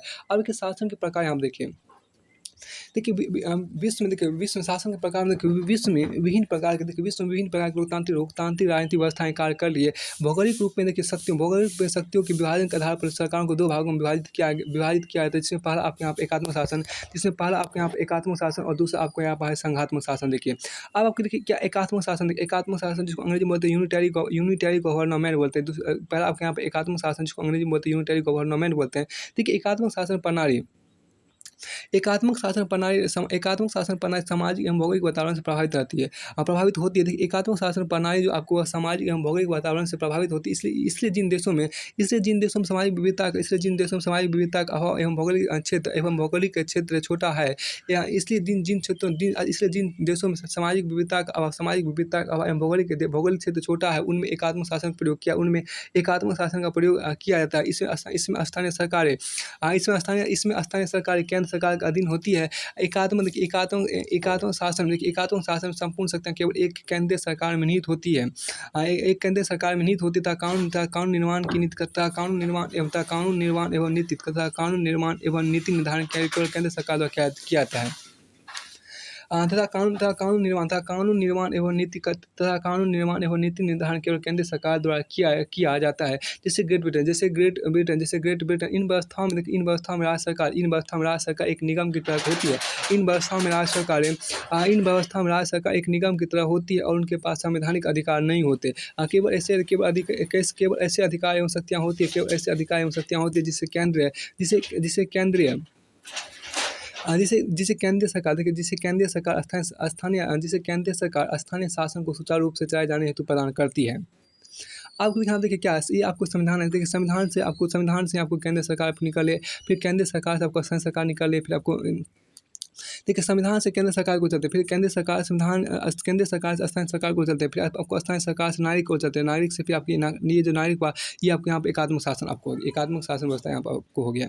आपको देखिए आपको संघात्मक शासन यहाँ पर देखिए संघात्मक शासन को हम इस तरह बोलते हैं, फेडरल गवर्नमेंट बोलते हैं। देखिए भौगोलिक रूप में विशाल देशों में शासन का संचालन एक केंद्र से संभव नहीं है। अब देखिए विविधतापूर्ण एवं बहुलवादी समाज के शासन का संचालन में सभी समूहों के अधिकारों की मान्यता एवं रक्षा के लिए संघात्मक शासन बेहतर है। इस शासन प्रणाली की प्रमुख विशेषता व्यक्तियों का विभाजन, डिवीजन ऑफ पावर्स है।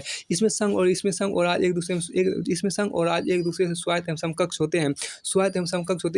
इसमें दो केंद्र एवं राज्य सरकार प्रकार के, इसमें दो प्रकार की सरकारें होती है, जो केंद्र में राज्य सरकार जो एक दूसरे से पृथक एवं स्वायत्त रूप में काम करते हैं। दोनों सरकार अपनी शक्तियाँ सर्वोच्च संविधान से प्राप्त करती है और दोनों सरकार के बीच विवाद को हल करने के एक स्वतंत्र न्यायपालिका का प्रावधान होता है। इस व्यवस्था में एक संविधान के माध्यम से विधायी एवं कार्यकारी शक्तियों को केंद्र एवं राज्यों के मध्य दो स्तर विभाजित किया जाता है। देखिए इस व्यवस्था में एक संविधान के माध्यम से विधायी एवं कार्यकारी शक्तियों को केंद्र एवं राज्यों के मध्य दो स्तर विभाजित किया जाता है। देखिए संघात्मक सरकार में केंद्रीकरण विकेंद्रीकरण के मध्य संतुलन बनाने का प्रयास किया जाता है। संघात्मक सरकारों में केंद्रीकरण विकेंद्रीकरण के मध्य संतुलन बनाने का प्रयास किया जाता है। संघीय शासन द्वारा संघीय शासन देखिए संघीय शासन द्वारा केंद्रीकरण सुनिश्चित किया जाता है। संघीय शासन द्वारा केंद्रीकरण सुनिश्चित किया जाता है। केंद्रीकरण देखिए संघीय शासन द्वारा केंद्रीकरण सुनिश्चित किया जाता है। संघीय शासन द्वारा केंद्रीकरण सुनिश्चित किया जाता है जबकि विभिन्न राज्यों के निर्माण में जबकि विभिन्न राज्यों के निर्माण द्वारा सामाजिक एवं सांस्कृतिक विविधता बनाए रखने में सहायता प्राप्त होती है। इन व्यवस्थाओं में इन व्यवस्था में राज्य अपनी सांस्कृतिक विविधता को बनाए रखना चाहते हैं। इन व्यवस्था में राज्य अपनी सांस्कृतिक विविधता को बनाए रखना चाहते हैं, परंतु सुरक्षा एवं विकास की दृष्टि से वे एक सम्मिलित संघ में भागीदार होना चाहते हैं। भागीदार होना चाहते हैं। अब यहाँ देखिए देखिए संविधान आपके यहाँ देखिए संविधान में क्या है कि संविधान आपके यहाँ एक संविधान के अंतर्गत इसमें क्या संघ भी होते हैं और आपको राज्य भी होते हैं। और ये दो संघ और राज्य दोनों जो आपके यहाँ पर संघ और राज्य दोनों अपने अपने नागरिकों के नागरिक पर शासन चलाते हैं। और ये जो आपको प्रकार संसद ये जो आपके इसको बोलते हैं संसदीय संघ शासन बोलते हैं। इसको बोलते हैं संघीय शासन बोलते हैं। संघीय शासन आपकी व्यवस्था होता है। तो संविधान को देखिए दो भागों में बांट दिया है। संविधान दो भागों में आपको यहाँ पर एक तो संविधान में आपको देखिए संघ के बारे में चर्चा किया और राज्य के बारे में चर्चा किया। और संघ और राज्य जो है दोनों अपने अपने क्षेत्र से अपने अपने अनुसार अपने नागरिकों पर शासन करते हैं और इसी को हम बोलते हैं संघीय शासन बोलते हैं। आपको आगे यहाँ पर है क्या देखिए आगे आपके यहाँ संघवाद के प्रकार देखिए संघ के निर्माण शक्ति को विभाजन के स्तर पर संघवाद को दो प्रकारों में विभाजित किया गया है। तो संघ के निर्माण शक्ति को विभाजन के स्तर पर संघवाद को दो प्रकार से विभाजित किया गया, जिसमें पहला आपका अमेरिकी प्रतिरूप जिसको अंग्रेजी में बोलते हैं अमेरिकन मॉडल बोलते हैं, जिसमें आपको पहला अमेरिकी प्रतिरूप जिसको अंग्रेजी में बोलते हैं अमेरिकन मॉडल बोलते हैं। देखिए संघ का शाब्दिक अभिप्राय समझौता है। तो संघ का जो शाब्दिक अभिप्राय है वो आपको समझौता है। अमेरिका ने स्वतंत्र राज्यों में आपसी समझौते के द्वारा एक संघीय शासन का निर्माण किया था। संघीय शासन को देखिए संघ का शाब्दिक अभिप्राय समझौता है। संघ का शाब्दिक अभिप्राय आपको समझौता है। अमेरिका ने स्वतंत्र राज्यों में आपसी समझौते के द्वारा एक संघीय शासन का निर्माण किया था। संघीय शासन को राज्यों के द्वारा शक्तियाँ प्रदान की गई तथा संघीय शासन को राज्यों द्वारा शक्तियाँ प्रदान की गई। अमेरिका संघ राज्यों के आपसी समझौते का अमेरिका संघ जो आपको है वह राज्यों के आपसी समझौते का परिणाम है। अमेरिकी संघवाद में स्वतंत्र राज्यों द्वारा एक समझौते के तहत संघ का निर्माण किया जाता है। इस प्रतिरूप में राज्य अपने पास अधिक शक्तियाँ एवं अधिकार रखते हैं। संघ को सुरक्षा तथा संचार जैसे विषयों को कानून बनाने का अधिकार होता है। संघ को सुरक्षा तथा संचार जैसे विषयों पर कानून बनाने का अधिकार होता है। इसलिए अमेरिकी संघ को अविनाशी राज्यों का अविनाशी संघ कहा जाता है। इसलिए अमेरिकी संघ को अविनाशी राज्यों का अविनाशी संघ कहा जाता है। देखिए यह विश्व की सबसे प्राचीन संघीय शासन प्रणाली अमेरिका विश्व की सबसे प्राचीन संघीय शासन प्रणाली है। अमेरिकी संघीय प्रणाली की निम्नलिखित विशेषताएं आपको, जिसमें पहला विशेषता आपको क्या है, प्रत्येक राज्य का अपना संविधान है। प्रत्येक राज्य का अपना संविधान है। दूसरा क्या आपको देखिए, प्रत्येक राज्य के गवर्नर का निर्वाचन राज्य की आम जनता द्वारा होता है। प्रत्येक राज्य के गवर्नर का निर्वाचन राज्य की आम जनता के द्वारा होता है। तीसरा आपको विशेषता यहाँ पर क्या है कि शक्ति के विभाजन में संघीय संविधान में केवल संघ सरकार की शक्तियों का उल्लेख किया जाता है। अवशिष्ट शक्तियाँ राज्यों को प्राप्त है। शक्ति विभाजन में संघीय संविधान में केवल संघ सरकार की शक्तियों का उल्लेख किया गया है। अवशिष्ट शक्तियाँ राज्यों को प्राप्त है।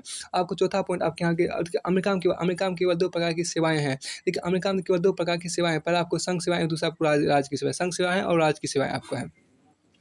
फिर को पांचवा पॉइंट कि अमेरिका में संघ एवं राज्यों के बीच नागरिकता का विभाजन भी किया गया। अमेरिका में संघ एवं राज्यों के बीच आपको नागरिकता का विभाजन भी किया गया। इससे संघ एवं राज्यों की नागरिकता पृथक है। अमेरिका में संघ एवं राज्यों के बीच आपको नागरिकता का विभाजन किया गया। इससे संघ एवं राज्यों की नागरिकता पृथक है। चौथा पॉइंट आपकी चौथी विशेषता है कि अमेरिका में राज्यों के नाम था उसके भूभाग क्षेत्र में राज्यों की सहमति के बिना कोई परिवर्तन संभव नहीं है।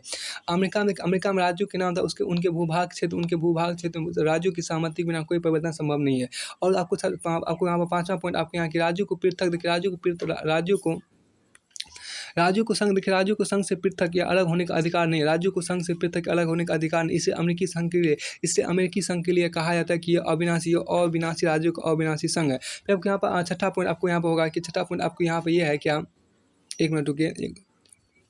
सातवां ये आपके यहाँ 8वां पॉइंट होगा। यहाँ पर 8वां पॉइंट आपका ये है कि देखिए अमेरिकी संघीय व्यवस्था में राज्यों के बीच समानता के सिद्धांत को अपनाया गया है। इसलिए अमेरिका के उच्च सदन सीनेट में प्रत्येक राज्य को समान प्रतिनिधित्व प्रदान किया गया। अमेरिकी संघीय व्यवस्था में राज्यों के बीच समानता के सिद्धांत को अपनाया गया, इसलिए अमेरिका के उच्च सदन सीनेट में प्रत्येक राज्य को समान प्रतिनिधित्व प्रदान किया गया। अब हम देखिए क्या इसका 7वां पॉइंट फिर से देखिए, जिसको हम आपको चौथा पॉइंट पढ़े तो 7वां पॉइंट वो आपको छठा पॉइंट होगा, उसको हम देखिए कि अमेरिका में राज्यों के नाम था उसके भूभाग क्षेत्र में राज्यों की सहमति से के बिना कोई परिवर्तन नहीं होता है।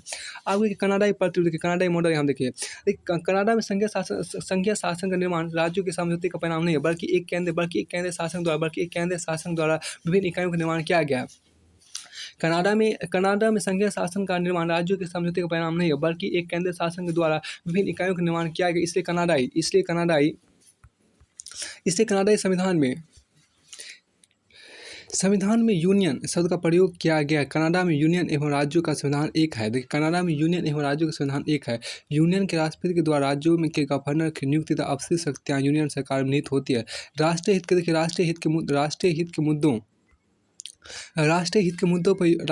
मुद्दों पर यूनियन सरकार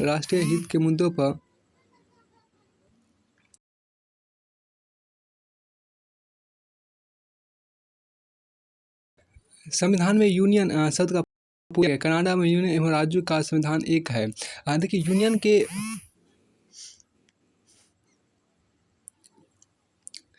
यूनियन के राष्ट्रपति द्वारा राज्यों के गवर्नर की नियुक्ति तथा अफसरी शक्तियाँ यूनियन सरकार में निहित होती है। राष्ट्रीय हित के मुद्दों पर यूनियन सरकार राज्य सूची के विषय पर विधि का निर्माण कर सकती है। राष्ट्रीय हित के मुद्दों पर यूनियन सरकार राज्य के सूची के विषय पर विधि का निर्माण कर सकती है। कनाडा में संघीय फेडरल शब्द का प्रयोग नहीं किया गया है। कनाडा में संघीय फेडरल शब्द का प्रयोग नहीं किया गया है, जिसके निम्नलिखित कारण है। जिसमें पहला कनाडा का संघ, अंग्रेजी में यूनियन बोलते हैं। कनाडा का संघ राज्यों के समझौते का परिणाम नहीं है। दूसरा देखिए कनाडाई संविधान निर्माता संघ सरकार को ज़्यादा शक्तिशाली बनाना चाहते हैं। कनाडाई संविधान निर्माता संघ सरकार को ज़्यादा शक्तिशाली बनाना चाहते हैं। अब देखिए संसदीय शासन विशेषता देखिए, आपके यहाँ पर देखिए क्या है, संसदीय शासन विशेषता देखिए। पहला संसद शक्ति का केंद्र है। पहला आपके यहाँ पर संसद शक्ति का केंद्र है। संसदीय शासन देखिए, संसदीय शासन में कार्यपालिका का निर्माण विधायिका के द्वारा होता है। इससे मंत्रिपरिषद के सभी सदस्य लोकसभा अथवा राज्यसभा के सदस्य होने चाहिए। इससे मंत्रिपरिषद के सभी सदस्य लोकसभा अथवा राज्यसभा के सदस्य होने चाहिए। संसदीय शासन में कार्यपालिका और विधायिका के मध्य समन्वय एवं सामंजस्य पाया जाता है। तो संसदीय शासन में कार्यपालिका और विधायिका के मध्य समन्वय एवं सामंजस्य पाया जाता है। अब देखिए दूसरा आपके यहाँ देखिए क्या कि सामूहिक उत्तरदायित्व आपको देखिए, दूसरा आपके यहाँ पर सामूहिक उत्तरदायित्व आपके यहाँ पर है, जिसको अंग्रेजी में कलेक्टिव रिस्पॉन्सिबिलिटी बोलते हैं। अब लोकसभा के द्वारा मंत्रिपरिषद के विरुद्ध अविश्वास प्रस्ताव पारित किया जाता है, जिसके पश्चात नई मंत्रिपरिषद निर्माण किया जाएगा। राष्ट्रपति द्वारा लोकसभा को भंग किया जा सकता है एवं कार्यपालिका के निर्माण संसद द्वारा किया जाता है, और वह संसद के प्रति उत्तरदायी होती है। अर्थात सरकार पर नियंत्रण रखना संसद का महत्वपूर्ण कार्य है। महत्वपूर्ण कार्य है। भारत में कैबिनेट अथवा मंत्रिमंडल लोकसभा निम्न सदन के प्रति उत्तरदायी होता है। मंत्रिमंडल उत्तरदायित्व का यह तार्किक परिणाम है कि मंत्रिपरिषद को सत्ता में बने रहने के सदन के विश्वास मतलब कॉन्फिडेंस की आवश्यकता होती है।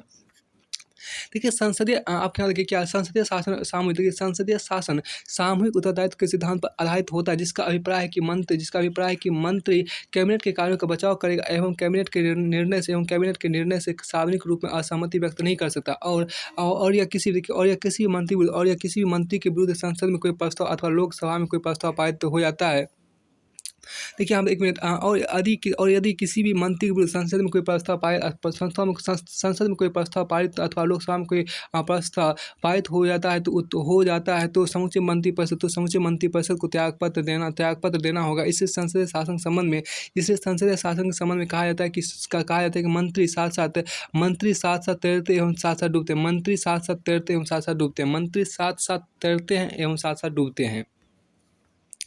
फिर आपको आगे यहाँ पे देखिए क्या आपको तीसरा आपको यहाँ मंत्रिमंडल शासन देखिए। मंत्रिमंडल शासन जो अंग्रेजी बोलते हैं कैबिनेट गवर्नमेंट बोलते हैं। आपको यहाँ देखिए मंत्रिमंडल शासन यहाँ पर देखिए आपके यहाँ देखिए क्या मंत्रिमंडल शासन जिसको अंग्रेजी बोलते हैं कैबिनेट गवर्नमेंट बोलते हैं। देखिए संसदीय शासन को कैबिनेट शासन भी कहा जाता है क्योंकि संसदीय शासन समूची शक्ति एक समूह में निहित होती है जिसका नाम कैबिनेट मंत्रिमंडल होता है। संसदीय शासन में प्रधानमंत्री की भूमिका महत्वपूर्ण होती है। प्रधानमंत्री को समान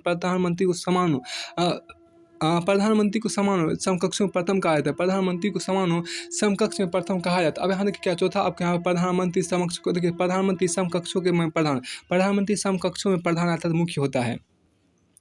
देखिए वह कैबिनेट के सदस्यों के समान कैबिनेट के सदस्यों के समानता उन्हें प्राथमिक होता है। वह कैबिनेट के सदस्यों के समानता उन्हें प्राथमिक में होता है या प्राथमिक होता है। प्रधानमंत्री अन्य मंत्रियों की भांति मंत्रालय का प्रधान होता है परंतु मंत्रालयों के बीच समन्वय एवं विभागों का आवंटन प्रधानमंत्री का उत्तरदायित्व है। इसलिए वह मंत्रियों में प्रथम भी कहा जाता है। संसदीय शासन में शासन के 2 प्रधान होते हैं। प्रथम होता है क्या प्रथम प्रधान आपको होता है। संसदीय शासन के 2 प्रधान होते हैं जिसमें प्रथम प्रधान आपके यहाँ पर कि एक संवैधानिक प्रधान जो राष्ट्रपति कहलाता है। एक संवैधानिक प्रधान जो कि राष्ट्रपति कहलाता है और द्वितीय होता है वास्तविक प्रधान। दूसरा आपको होता है वास्तविक प्रधान जो कि प्रधानमंत्री कहलाता है। द्वितीय होता है वास्तविक प्रधान जो कि प्रधानमंत्री कहलाते हैं। अब देखिए यहाँ पर प्रतिदिन का उत्तरदायित्व यहाँ देखिए संसदीय शासन में कार्यपालिका प्रधानमंत्री मंत्रियों को निश्चित है। तो संसदीय शासन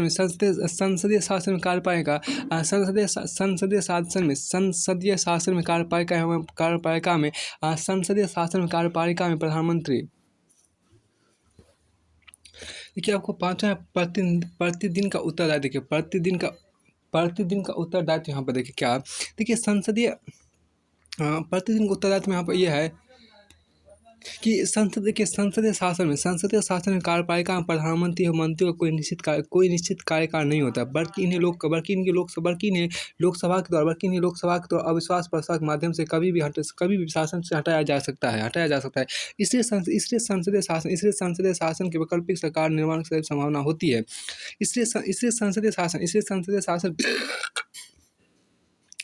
संसदीय शासन के वैकल्पिक सरकार निर्माण की सदैव संभावना होती है। संसदीय शासन में देखिए संसदीय शासन में अस्थायित्व की बजाय उत्तरदायित्व को ज़्यादा महत्व प्रदान किया गया। संसदीय शासन में अस्थायित्व की बजाय उत्तरदायित्व को ज़्यादा महत्व प्रदान किया गया। अब यहाँ आगे है प्रधानमंत्री देखिए प्रधानमंत्री शासन। प्रधानमंत्री का शासन का पहला पॉइंट देखिए प्रधानमंत्री शक्ति का केंद्र देखिए प्रधानमंत्री शासन संसदीय शासन का व्यवहारिक रूप है। प्रधानमंत्री शासन जो आपको है वह संसदीय शासन का व्यवहारिक रूप है। संसदीय शासन में प्रधानमंत्री समकक्षों में प्रधान होता है। संसदीय शासन में प्रधानमंत्री समकक्षों में प्रधान होता है जबकि प्रधानमंत्री शासन में कोई भी मंत्री प्रधानमंत्री के समकक्ष नहीं होता है। देखिए जबकि प्रधानमंत्री शासन में कोई भी मंत्री प्रधानमंत्री के समकक्ष नहीं होता जबकि शासन में कैबिनेट का शासन होता है। जबकि शासन में कैबिनेट का शासन होता है जबकि प्रधानमंत्री शासन में कैबिनेट प्रधानमंत्री के अधीन हो जाती है। जबकि प्रधानमंत्री शासन में कैबिनेट प्रधानमंत्री के अधीन हो जाती है। संसदीय शासन में देखिए यहाँ पर संसद शक्ति का केंद्र होते हैं। संसदीय शासन में संसद शक्ति का केंद्र होती है जबकि प्रधानमंत्री शासन में प्रधानमंत्री ही शक्ति का केंद्र हो जाता है। जबकि प्रधानमंत्री शासन में प्रधानमंत्री ही शक्ति का केंद्र हो जाता है। संसदीय शासन में देखिए संसदीय शासन में कार्यपालिका लोकसभा के प्रति उत्तरदायी होती है। संसदीय शासन में कार्यपालिका लोकसभा के प्रति उत्तरदायी होती है। आपको दूसरा यहाँ पर देखिए क्या प्रधानमंत्री द्वारा आपको दूसरा आपके यहाँ पे क्या प्रधानमंत्री द्वारा संसद का, देखिए प्रधानमंत्री द्वारा संसद का नियंत्रण आपके यहाँ पर प्रधानमंत्री द्वारा संसद का नियंत्रण देखिए यहाँ पर प्रधानमंत्री द्वारा संसद का नियंत्रण यहाँ देखिए संसद, देखिए यहाँ पर संसद कार्यपालिका एवं उसके प्रधानमंत्री को नियंत्रित करती है। संसद कार्यपालिका एवं उसके प्रधानमंत्री को नियंत्रित करते हैं, परंतु जब लोकसभा में किसी एक दल का स्पष्ट बहुमत हो जाए, तब व्यवहारिक रूप में प्रधानमंत्री लोकसभा को नियंत्रित करने लगता है। तब व्यवहारिक रूप में प्रधानमंत्री लोकसभा को नियंत्रित करने लगता है, क्योंकि प्रधानमंत्री लोकसभा के बहुमत दल का नेता भी होता है। प्रधानमंत्री अब कि प्रधानमंत्री का देखिए प्रधानमंत्री के दल में प्रभाव उसके मंत्रिमंडल में प्रभाव को स्वयं बढ़ा देता है। अब यहाँ देखिए प्रधानमंत्री का दल में प्रभाव उसके मंत्रिमंडल में प्रभाव को स्वयं बढ़ा देता है। इंदिरा गांधी के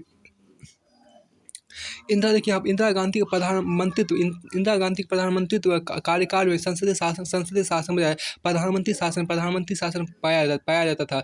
नरेंद्र मोदी के प्रधानमंत्री बनने के बाद में पूरा प्रधानमंत्री शासन की स्थापना हुई। नरेंद्र मोदी के प्रधानमंत्री बनने के बाद में पुनः प्रधानमंत्री शासन की स्थापना हुई। नरेंद्र मोदी का न केवल लोकसभा पर प्रभावी नियंत्रण है, बल्कि मंत्रिमंडल पर भी शक्तिशाली नियंत्रण बना हुआ है। फिर आपको आगे यहाँ देखिए प्रधानमंत्री का निर्वाचन, हम देखिए आपको आगे तीसरा पॉइंट है प्रधानमंत्री का निर्वाचन आपको यहाँ पर है। देखिए संसदीय शासन मूलभूत मान्यता के अनुसार लोकसभा के बहुमत दल के प्रधानमंत्री का चुनाव होता है। संसदीय शासन मूलभूत मान्यता के अनुसार लोकसभा के बहुमत दल के द्वारा प्रधानमंत्री का चुनाव होता है। अतः सांसदों के निर्वाचन के बाद ही प्रधानमंत्री का पद चयन होता है। व्यवहारिक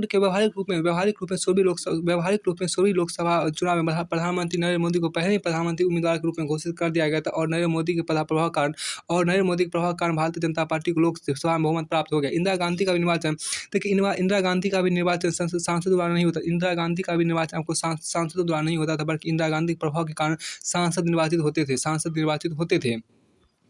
अब प्रधानमंत्री और राष्ट्रपति का चयन देखिए। भारत में प्रधानमंत्री इंदिरा गांधी के द्वारा अपने पसंदीदा व्यक्तियों को राष्ट्रपति के रूप में निर्वाचित कराया गया। इसलिए आपको बीबी गिरी, फखरुद्दीन अली अहमद एवं ज्ञानी जय सिंह प्रधानमंत्री इंदिरा गांधी चयन थे।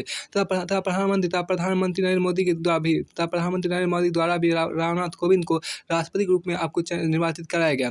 आपको देखिए आपको अध्यक्षीय शासन, जिसको अंग्रेजी बोलते हैं प्रेसिडेंशियल गवर्नमेंट, उसको देखिए आप सबसे पहले आपके यहाँ पर शक्ति का पृथक्करण देखिए। आपको अध्यक्षीय शासन, जब अंग्रेजी बोलते हैं प्रेसिडेंशियल गवर्नमेंट, आपको सबसे पहले आपके यहाँ पॉइंट है शक्ति का पृथक्करण देखिए। आपको अमेरिका में अध्यक्षीय शासन प्रणाली का प्रयोग किया गया है। अध्यक्षीय शासन में विधायिका एवं कार्यपालिका की शक्तियों का पृथक्करण, सेपरेशन ऑफ पावर पाया जाता है, जिसके अनुसार कार्यपालिका के सदस्य विधायिका के सदस्य नहीं हो सकते। जिसके अनुसार वो कार्यपालिका के सदस्य जो आपका वो विधायिका के सदस्य नहीं हो सकता। अमेरिकी राष्ट्रपति अपनी इच्छा अनुसार विशेषज्ञों का मंत्रिमंडल के चयन करता है। अमेरिकी राष्ट्रपति अपनी इच्छा अनुसार विशेषज्ञों का मंत्रिमंडल के लिए चयन करता है। अमेरिका में मंत्रिमंडल का सदस्य विधायिका का सदस्य नहीं हो सकता। अमेरिका में मंत्रिमंडल का सदस्य विधायिका का सदस्य नहीं हो सकता। और अध्यक्षीय शासन में विधायिका के द्वारा कार्यपालिका के विरुद्ध किसी प्रकार का अविश्वास प्रस्ताव नहीं लाया जा सकता है। और अध्यक्षीय शासन विधायिका के द्वारा कार्यपालिका के विरुद्ध किसी प्रकार का अविश्वास प्रस्ताव नहीं लाया जा सकता है। आपको दूसरा देखिए राष्ट्रपति शासन का केंद्र में आपको राष्ट्रपति शासन का केंद्र देखिए। अध्यक्षीय शासन में शक्ति का केंद्र राष्ट्रपति होता है। अतः शासन समूह में विद्वान नहीं अपितु व्यक्ति में निहित होता है। अतः शासन जो है वो समूह विद्वान नहीं होता, बल्कि अपितु व्यक्ति में आपको भी निहित होता है। अमेरिकी राष्ट्रपति निर्वाचन काल 4 वर्ष के, अमेरिकी राष्ट्रपति के निर्वाचन 4 वर्ष का निर्धारित होता है। वह जनता के प्रति उत्तरदायी होता है और विधायिका के प्रति जवाबदेह नहीं होता है। राष्ट्रपति शासन राष्ट्रपति शासन का संवैधानिक प्रधान होता है। राष्ट्रपति शासन का संवैधानिक प्रधान होता है, क्योंकि संविधान के द्वारा राष्ट्रपति को शक्तियाँ प्राप्त होती है, और राष्ट्रपति इन शक्तियों का व्यावहारिक प्रयोग भी करता है, इसलिए वह शासन का वास्तविक प्रधान भी होता है। आपको यहाँ पर तीसरा क्या है, आपके यहाँ पर राष्ट्रपति संवैधानिक एवं वास्तविक प्रधान, राष्ट्रपति संवैधानिक एवं वास्तविक प्रधान आपका देखिए। मंत्रिमंडल के सदस्य आपको राष्ट्रपति के अधीन होता है, मंत्रिमंडल के सदस्य आपको राष्ट्रपति के अधीन होता है, और राष्ट्रपति मंत्रिमंडल में किसी भी सदस्य को शामिल कर सकता है। राष्ट्रपति मंत्रिमंडल में किसी भी सदस्य को शामिल कर सकता है और उसे निष्कासित भी करने की शक्ति रखता है। क्योंकि शासन की शक्तियाँ मंत्रिमंडल में ना होकर राष्ट्रपति में निहित होती है। अध्यक्षीय शासन मंत्रियों का कार्य, मंत्रियों का कार्य केवल मंत्रालय का संचालन करना होता है। ये विधायिका एवं आम जनता के प्रति उत्तरदायी नहीं होते हैं। आपको आगे यहाँ पर देखिए, अस्थायी शासन, आपके यहाँ अस्थायी शासन देखिए। अध्यक्षीय शासन में अस्थायित्व पाया जाता है, क्योंकि विधायिका कार्यकाल सुनिश्चित होता है, और कार्यपालिका का भी निश्चित कार्यकाल होता है, तथा निर्धारित कार्यकाल से पहले इन्हें भंग नहीं किया जा सकता। अमेरिकी लोकतंत्र में निश्चित कालीन उत्तरदायित्व के सिद्धांत को अपनाया गया है। अमेरिकी लोकतंत्र में निश्चितकालीन उत्तरदायित्व के सिद्धांत को अपनाया गया, और अमेरिकी संविधान निर्माताओं के द्वारा अस्थायित्व को उत्तरदायित्व से ज़्यादा महत्व दिया गया है। आपको आगे यहाँ पर लोकतांत्रिक शासन प्रणाली के प्रकार देखिए। सबसे पहला आपके यहाँ प्रकार जो आपको हुआ है चुनावी लोकतंत्र, जिसको अंग्रेजी में इलेक्टोरल डेमोक्रेसी बोलते हुए हम देखिए। लोकतांत्रिक शासन जनमत के लिए चुनाव का नियमित समय पर आयोजन किया जाता है, और बहुदलीय प्रतिस्पर्धा के आधार पर चुनाव में भाग लेने वाले उम्मीदवारों का चयन किया जाता है। लोकतंत्र में निर्वाचन होता है। लोकतंत्र में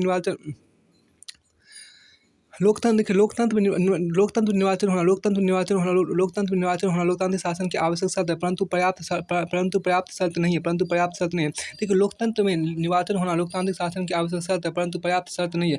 वर्ष 1991 के बाद विश्व के अनेक देशों में चुनावी लोकतंत्र की स्थापना हो चुकी है। चुनावी लोकतंत्र में सत्ताधारी दल ऐसे नियमों का निर्माण करता है जिससे अन्य दलों की निर्वाचन भागीदारी सीमित हो जाए। देखिए, आप एक बार फिर से देखिए, वर्ष 1991 के बाद विश्व के अनेक देशों में चुनावी लोकतंत्र की स्थापना हो चुकी है। चुनावी लोकतंत्र में सत्ताधारी दल ऐसे नियमों का निर्माण करता है जिससे अन्य दलों की निर्वाचन में भागीदारी सीमित हो जाए।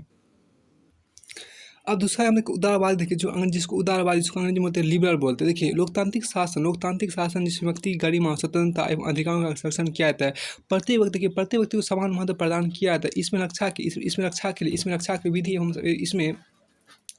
इसके रक्षा के लिए विधि एवं संविधान का शासन अपनाया जाता है। इसके रक्षा के लिए विधि एवं संविधान का शासन अपनाया जाता है। इसके रक्षा के लिए विधि एवं संविधान का शासन अपनाया जाता है। एवं निर्वाचन का आयोजन भी होता है। इससे ब्रिटेन, फ्रांस और अमेरिका लोकतांत्रिक शासन उत्तरवादी है। इससे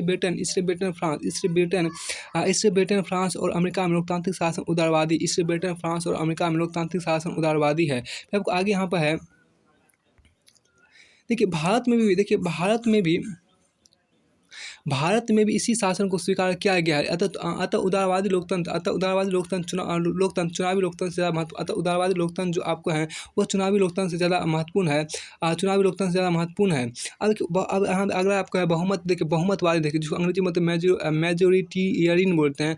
मेजोरिटेरियन बोलते हैं। बहुमतवादी को अंग्रेजी में मेजोरिटेरियन बोलते हैं। देखिए, लोकतांत्रिक शासन का सामान्य अभिप्राय बहुमत का शासन भी माना जाता है, क्योंकि निर्णय बहुमत द्वारा लिए जाते हैं। बहुमतवादी लोकतंत्र में अल्पसंख्यक अधिकारों एवं उनके हितों की संभावना नहीं हो पाती। मलेशियाई हितों की रक्षा संभव नहीं है। श्रीलंका के लोकतंत्र में बहुमतवाद का प्रभाव दिखाई देता है, क्योंकि बहुमत सिंगली समुदाय क्योंकि बहुमत सिंगली समुदाय के द्वारा अल्पसंख्यक तमिलों के हित की अपेक्षा की जाती है, क्योंकि बहुमत सिंगली समुदाय के द्वारा अल्पसंख्यक तमिलों के हितों की उपेक्षा की जाती है। अब देखिए यहाँ पर सहभागी जिसको अंग्रेजी में बोलते हैं पार्टिसिपेटरी बोलते हैं। आपको आगे यहाँ पर देखिए पार्टिसिपेटरी देखिए आपको सहभागी जिसको अंग्रेजी बोलते हैं पार्टिसिपेटरी बोलते हैं, वहाँ पे ये है, इसको देखिए यहाँ पर। देखिए लोकतंत्र का मूल आधार, देखिए लोकतंत्र का मूल आधार ही निर्वाचन, लोकतंत्र का मूल आधार ही निर्वाचन है, और निर्वाचन के माध्यम से जनता को शासन में सहभागिता का अवसर प्राप्त होता है। परंतु निर्वाचन जनता की भागीदारी का संकीर्ण रूप है, क्योंकि निर्वाचन एक निश्चित समय में ही संभव है। सरकार के निर्माण के बाद भी आम जनता के इंग्लैंड में जनमत संग्रह का आयोजन किया गया जाता है। देखिए आपको सरकार के निर्माण के बाद भी आम जनता की सहभागिता के लिए इंग्लैंड में जनमत संग्रह का आयोजन किया जाता है। स्विट्जरलैंड में जनमत संग्रह के अलावा आम जनता दी है। देखिए जिस आधार पर संसद विधि का निर्माण करती है, इसके अतिरिक्त आम जनता अपने निर्वाचित प्रतिनिधियों का कार्यकाल पूरा करने से पहले भी उन्हें वापस बुला सकती है। इसके अतिरिक्त आम जनता अपने निर्वाचित प्रतिनिधियों का कार्यकाल पूरा करने से पहले भी उन्हें वापस बुला सकती है, जिसको अंग्रेजी में बोलते हैं रिकॉल कर सकती है। इसी वर्तमान में उदारवादी लोकतंत्र वास्तविक रूप में सहभागी लोकतंत्र बन चुका है। इसलिए वर्तमान में आपको उदारवादी लोकतंत्र वास्तविक रूप में आपको सहभागी लोकतंत्र बन चुका है, जिसमें नारी समाज की सहभागिता पर अत्यधिक बल दिया जा रहा है। आपको आगे देखिए गैर लोकतांत्रिक शासन प्रकार, गैर लोकतांत्रिक शासन के प्रकार देखिए, जिसमें पहला आपको प्रकार है एक दलीय। देखिए पहला आपको यहाँ पे है एक दलीय साम्यवादी शासन। देखिए एक दलीय साम्यवादी शासन अंग्रेजी में हम बोलते हैं टोटलिटेरियनिज्म बोलते हैं। अब देखिए चीन, क्यूबा और उत्तर कोरिया जैसे देशों में साम्यवादी दल का समुचित शासन प्रभावी नियंत्रण, जहाँ नागरिकों को शासन के विरुद्ध अभिव्यक्ति की स्वतंत्रता नहीं, और ना ही किसी पृथक राजनीतिक संगठन जैसे दल और दबाव समूह के निर्माण की आज़ादी है। इसी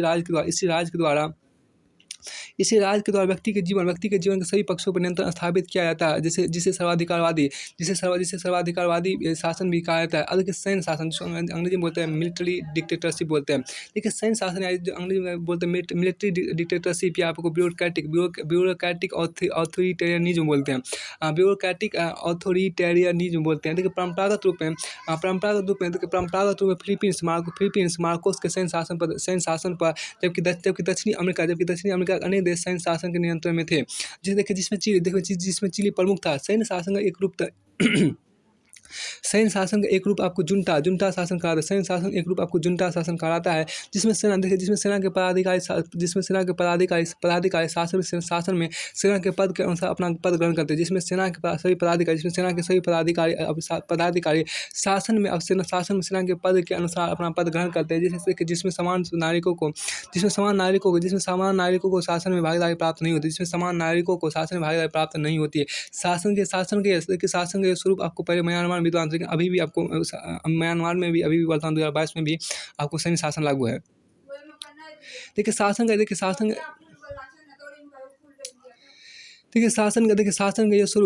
ये स्वरूप पहले म्यांमार में विद्वान था, जबकि पाकिस्तान में विद्वान सैन्य शासन में समान नागरिकों की भागीदारी प्रदान की गई थी। अब आपको आगे देखिए धर्मतंत्र, जिसको अंग्रेजी में बोलते हैं थियोक्रेसी, या आपको पैट्रीमोनियलिज्म बोलते हैं। देखिए धर्मतंत्र मतलब थियोक्रेसी या पैट्रीमोनियलिज्म बोलते हैं। देखिए इस शासन में, धर्मतंत्र शासन में आपको शासक स्वयं को पिता के रूप में चित्रित करता है तथा समूचे समाज और शासन पर अपना नियंत्रण स्थापित करने का दावा करता है। पश्चिम एशिया में सऊदी अरब हो गया, संयुक्त अरब अमीरात हो गया, जिसको UAE बोलते हैं। जैसे राज्यों में धार्मिक ग्रंथों के आधार पर शासन संचालित होता है। शासन संचालन के कुरान एवं शरीयत का सहारा लिया। शासन संचालन के लिए शासन संचालन के आपको कुरान एवं शरीयत का सहारा लिया जाता है। ईरान में धर्मतंत्र का सम्मिश्रण लोकतंत्र के साथ किया गया। ईरान में आपको धर्मतंत्र का सम्मिश्रण लोकतंत्र के साथ किया गया, क्योंकि ईरान की संसद आम जनता के द्वारा निर्वाचित होती है। क्योंकि ईरान की जो संसद है, क्योंकि ईरान की संसद आम जनता के द्वारा क्योंकि ईरान की संसद आपको आम जनता के द्वारा निर्वाचित होती है, परंतु संसद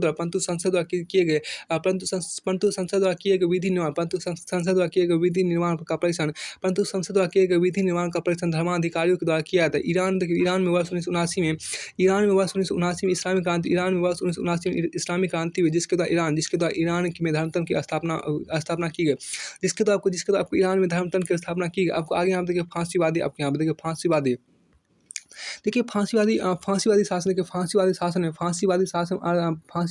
में अर्धराष्ट्रवाद को बढ़ावा दिया जाता है। फांसीवादी शासन में अर्धराष्ट्रवाद को बढ़ावा दिया जाता है। व्यक्ति पूजा और शक्ति पूजा का अत्यधिक महत्व दिया जाता है। व्यक्ति पूजा और शक्ति पूजा का अत्यधिक महत्व दिया जाता है। एक दल का शासन होता है, जिसमें देखिए जिसमें सेना की भांति अनुशासन विद्वान होता है। राष्ट्रवाद एवं राष्ट्र को शक्तिशाली करने के नाम पर व्यक्ति की स्वतंत्रता का बलिदान हो जाता है। राष्ट्रवाद एवं राष्ट्र को शक्तिशाली करने के नाम पर व्यक्ति की स्वतंत्रता का बलिदान हो जाता है। जिससे शांति लोकतंत्र और संविधानवाद सभी के अपवर्तन हो जाते हैं। जिससे शांति लोकतंत्र और संविधानवाद सभी के लिए अपवर्तन हो जाता है। तो यहाँ तक आपको ये अध्याय भी पूरी तरह से फिनिश होता है। अब इस अध्याय के बाद आपको यहाँ पर दूसरा आपको अध्याय है, अध्याय नंबर 6, जो आपके यहाँ पर अध्याय 6 आपके यहाँ पर संविधान तथा संविधानवाद जिसे बोलते हैं। संविधान तथा संविधानवाद आपका अध्याय 6 में आपको जिसे अंग्रेजी में बोलते हैं कॉन्स्टिट्यूशन एंड कॉन्स्टिट्यूशनलिज्म बोलते हैं। कॉन्स्टिट्यूशनलिज्म बोलते हैं। अब यहाँ देखिए, आपको संविधान का आशय पहले समझिए क्या है। संविधान का आशय क्या, उसको यहाँ पर समझिए। देखिए, संविधान का आशय समझिए। आप क्या देखिए क्या कि संविधान उन समस्त लिखित और अलिखित नियमों और कानूनों का समूह है जिनके आधार पर किसी देश की व्यवस्था संगठित की जाती है। आपके संविधान का क्या मतलब, संविधान का मतलब ये होता है, संविधान उन समस्त लिखित और अलिखित नियमों और कानूनों का समूह है जिनके आधार पर किसी देश की व्यवस्था संगठित की जाती है। संविधान उन समस्त लिखित और अलिखित नियम और कानूनों का समूह है जिनके आधार पर किसी देश की व्यवस्था संगठित की जाती है। अब देखिए, संविधान में शासन विभिन्न अंगों के माध्यम से शक्तियों का विभाजन किया जाता है। संविधान में शासन विभिन्न अंगों के मध्य शक्तियों का विभाजन किया जाता है। अब यहाँ पर क्या संविधान का उद्देश्य, आपको संविधान का उद्देश्य यहाँ पर देखिए क्या है। देखिए, संविधान का क्या उद्देश्य, उसको यहाँ देखिए। संविधान के द्वारा आपको सरकार की शक्ति को सीमित किया जाता है। संविधान के द्वारा आपको सरकार की शक्ति को सीमित किया जाता है। संविधान के द्वारा आपको सरकार की शक्ति को सीमित किया जाता है। संविधान के द्वारा आपको राजनीतिक मूल्य और आदर्शों की स्थापना की जाती है। संविधान के द्वारा आपको राजनीतिक मूल्य और आदर्शों की स्थापना की जाती है जिन्हें सरकार द्वारा अर्जित किया जाएगा। देखिए, संविधान के द्वारा राजनीतिक मूल्य और आदर्शों की स्थापना किया, संविधान के द्वारा आपको राजनीतिक मूल्य और आदर्शों की स्थापना की जाती है जिन्हें सरकार के द्वारा आपको अर्जित किया जाएगा। अब के संविधान के द्वारा व्यक्ति की स्वतंत्रता, संविधान के द्वारा आपको व्यक्ति की स्वतंत्रता की रक्षा होती है। संविधान के द्वारा आपको व्यक्ति की स्वतंत्रता की रक्षा होती है। संविधान के द्वारा देखिए, संविधान के द्वारा आपको शासन को वैधता भी प्राप्त हो जाती है। संविधान के द्वारा आपको शासन को वैधता भी प्राप्त हो जाती है। अब देखिए, संविधान देखिए संविधान शासन के संचार का मूल आधार होता है। संविधान शासन के संचार का मूल आधार होता है, जिसमें शासन के विभिन्न अंगों की शक्ति एवं उनकी सीमाओं का उल्लेख किया है। जिसमें शासन के विभिन्न अंगों की शक्ति एवं उनकी सीमाओं का उल्लेख किया जाता है। संविधान के द्वारा व्यक्ति के शासन बजाय विधि के शासन की स्थापना होती है। संविधान के द्वारा व्यक्ति के शासन बजाय विधि के शासन की स्थापना होती है। संविधान का निर्माण आधुनिक युग की संविधान का निर्माण आपको आधुनिक युग की देन है। उदारवादी विचारधारा के द्वारा संविधान का निर्माण किया गया। उदारवादी विचारधारा के द्वारा आपको संविधान का निर्माण किया गया। क्या ब्रिटेन में संविधान का विकास का परिणाम है। ब्रिटेन संविधान के विकास का परिणाम है, जिसके लेखन के कभी भी संविधान सभा का निर्माण नहीं किया गया। तो ब्रिटेन में संविधान विकास का परिणाम है, जिसके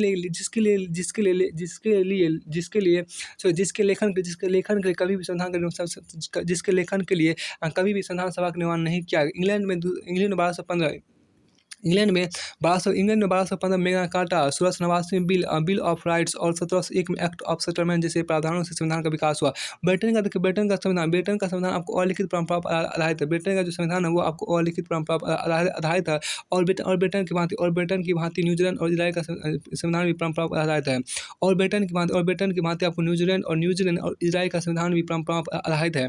आपको आगे देखिए, आपका लिखित संविधान देखिए। संयुक्त राज्य अमेरिका का संविधान विश्व का पहला विश्व का पहला लिखित संविधान है, विश्व का पहला लिखित संविधान है, जिसके निर्माण के जिसके निर्माण का आपको फिलाडेल्फिया सम्मेलन का आयोजन किया गया था 1787 ईस्वी में, मतलब 1787 में आपको किया गया था। इसके बाद फ्रांसीसियों ने 1789 में नवीन संविधान का निर्माण किया। इसके बाद फ्रांसीसियों ने 1789 में आपको नवीन संविधान का निर्माण किया। भारतीय संविधान का निर्माण भी संविधान सभा के द्वारा किया गया। भारतीय संविधान का निर्माण भी आपको संविधान सभा के द्वारा किया गया। और अलिखित संविधान के बीच कोई गुणात्मक अंतर नहीं है। यद्यपि लिखित और अलिखित संविधान के बीच कोई गुणात्मक अंतर नहीं है, क्योंकि कोई भी संविधान ना तो पूर्णतः लिखित हो सकता है और ना ही पूर्णतः अलिखित हो सकता है। क्योंकि कोई भी संविधान ना तो पूर्णतः आपको लिखित हो सकता है और ना ही पूर्णतः आपको अलिखित हो सकता है। इसलिए अलिखित संविधान का अभिप्राय है कि उनके ज़्यादातर भाग अलिखित है। इस अलिखित संविधान का अभिप्राय ये है कि उनके ज़्यादातर भाग आपको अलिखित है। जबकि लिखित संविधान में सब कुछ लिपिबद्ध करना संभव नहीं है। लिखित संविधान के निम्नलिखित लाभ है, जिसमें पर आपको सरकार की शक्तियों को सीमित करते हैं।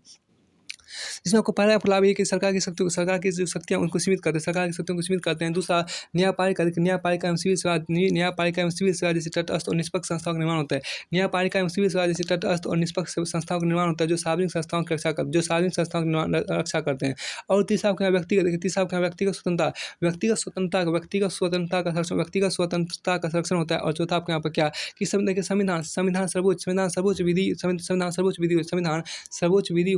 सर्वोच्च विधि हो जाता है। अतः सरकार द्वारा निर्मित कोई नीति या विधि संविधान के विरुद्ध नहीं हो सकती। आपके संविधान यानी कि संविधान सर्वोच्च विधि हो जाता है। अतः सरकार द्वारा निर्मित कोई नीति या विधि संविधान के विरुद्ध नहीं हो सकती। आपको आगे यहाँ पर लिखित संविधान की आप कहानी देखिए। आपका आगे यहाँ पर लिखित संविधान की कहानी देखिए। देखिए लिखित संविधान कठोर होता है क्योंकि परिवर्तित परिस्थितियों के अनुसार बदल नहीं पाता। देखिए लिखित संविधान कठोर होता है क्योंकि परिवर्तित परिस्थितियों के अनुसार बदल नहीं पाता। दूसरा आपको यहाँ पर क्या है, सरकार की शक्तियाँ संविधान के बजाय निरंतर होने वाले चुनावों से नियंत्रित होती है। सरकार की शक्तियाँ संविधान के बजाय निरंतर होने वाले चुनावों से नियंत्रित होती है। सरकार की शक्तियाँ संविधान के बजाय निरंतर होने वाले चुनावों से नियंत्रित होती है। इसलिए लिखित संविधान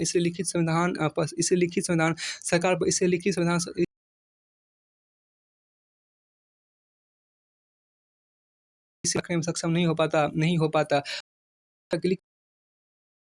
लिखित संविधान में गैर निर्वाचित न्यायाधीशों को प्राथमिकता प्राप्त हो जाती है। लिखित संविधान में गैर निर्वाचित न्यायाधीशों को प्राथमिकता प्राप्त हो जाती है, जबकि निर्वाचित राजनेताओं की शक्ति ह्रास हो जाता है। जबकि निर्वाचित राजनेताओं की शक्ति का ह्रास होता है। अब चौथा पॉइंट आपके देखिए समाज की परंपराएं और प्रथाएं ज़्यादा महत्वपूर्ण होती है। क्योंकि इनका पालन व्यक्ति द्वारा आपको व्यक्ति के द्वारा किया जाता है। जबकि संविधान कालखंड में लिखा गया एक दस्तावेज है। देखिए संविधान के द्वारा जिन मूल्यों का प्रतिपालन किया जाता है, जिन मूल्यों का प्रतिपालन किया जाता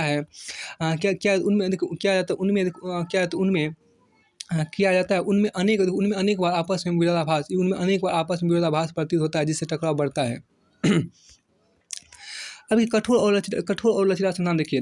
जिन संविधान में संशोधन तरीका कठोर होता है, वे कठोर संविधान कराते हैं। और उदाहरण के अमेरिका के संविधान में संशोधन के कांग्रेस के 2/3 बहुमत एवं राज्यों के 3/4 बहुमत के समर्थन की आवश्यकता होती है। अब जिन संविधान में संशोधन का तरीका कठोर होता है, वे कठोर संविधान कराते हैं। उदाहरण के अमेरिका के संविधान में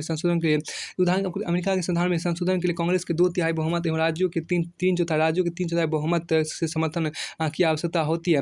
देखिए कठोर संविधान के संशोधन एवं समान विधि के निर्माण के प्रारूप में अंतर होता है। कठोर संविधान में संविधान के संशोधन एवं समान विधि के निर्माण के प्रारूप में अंतर है। कठोर संविधान में संविधान के संशोधन कठोर संविधान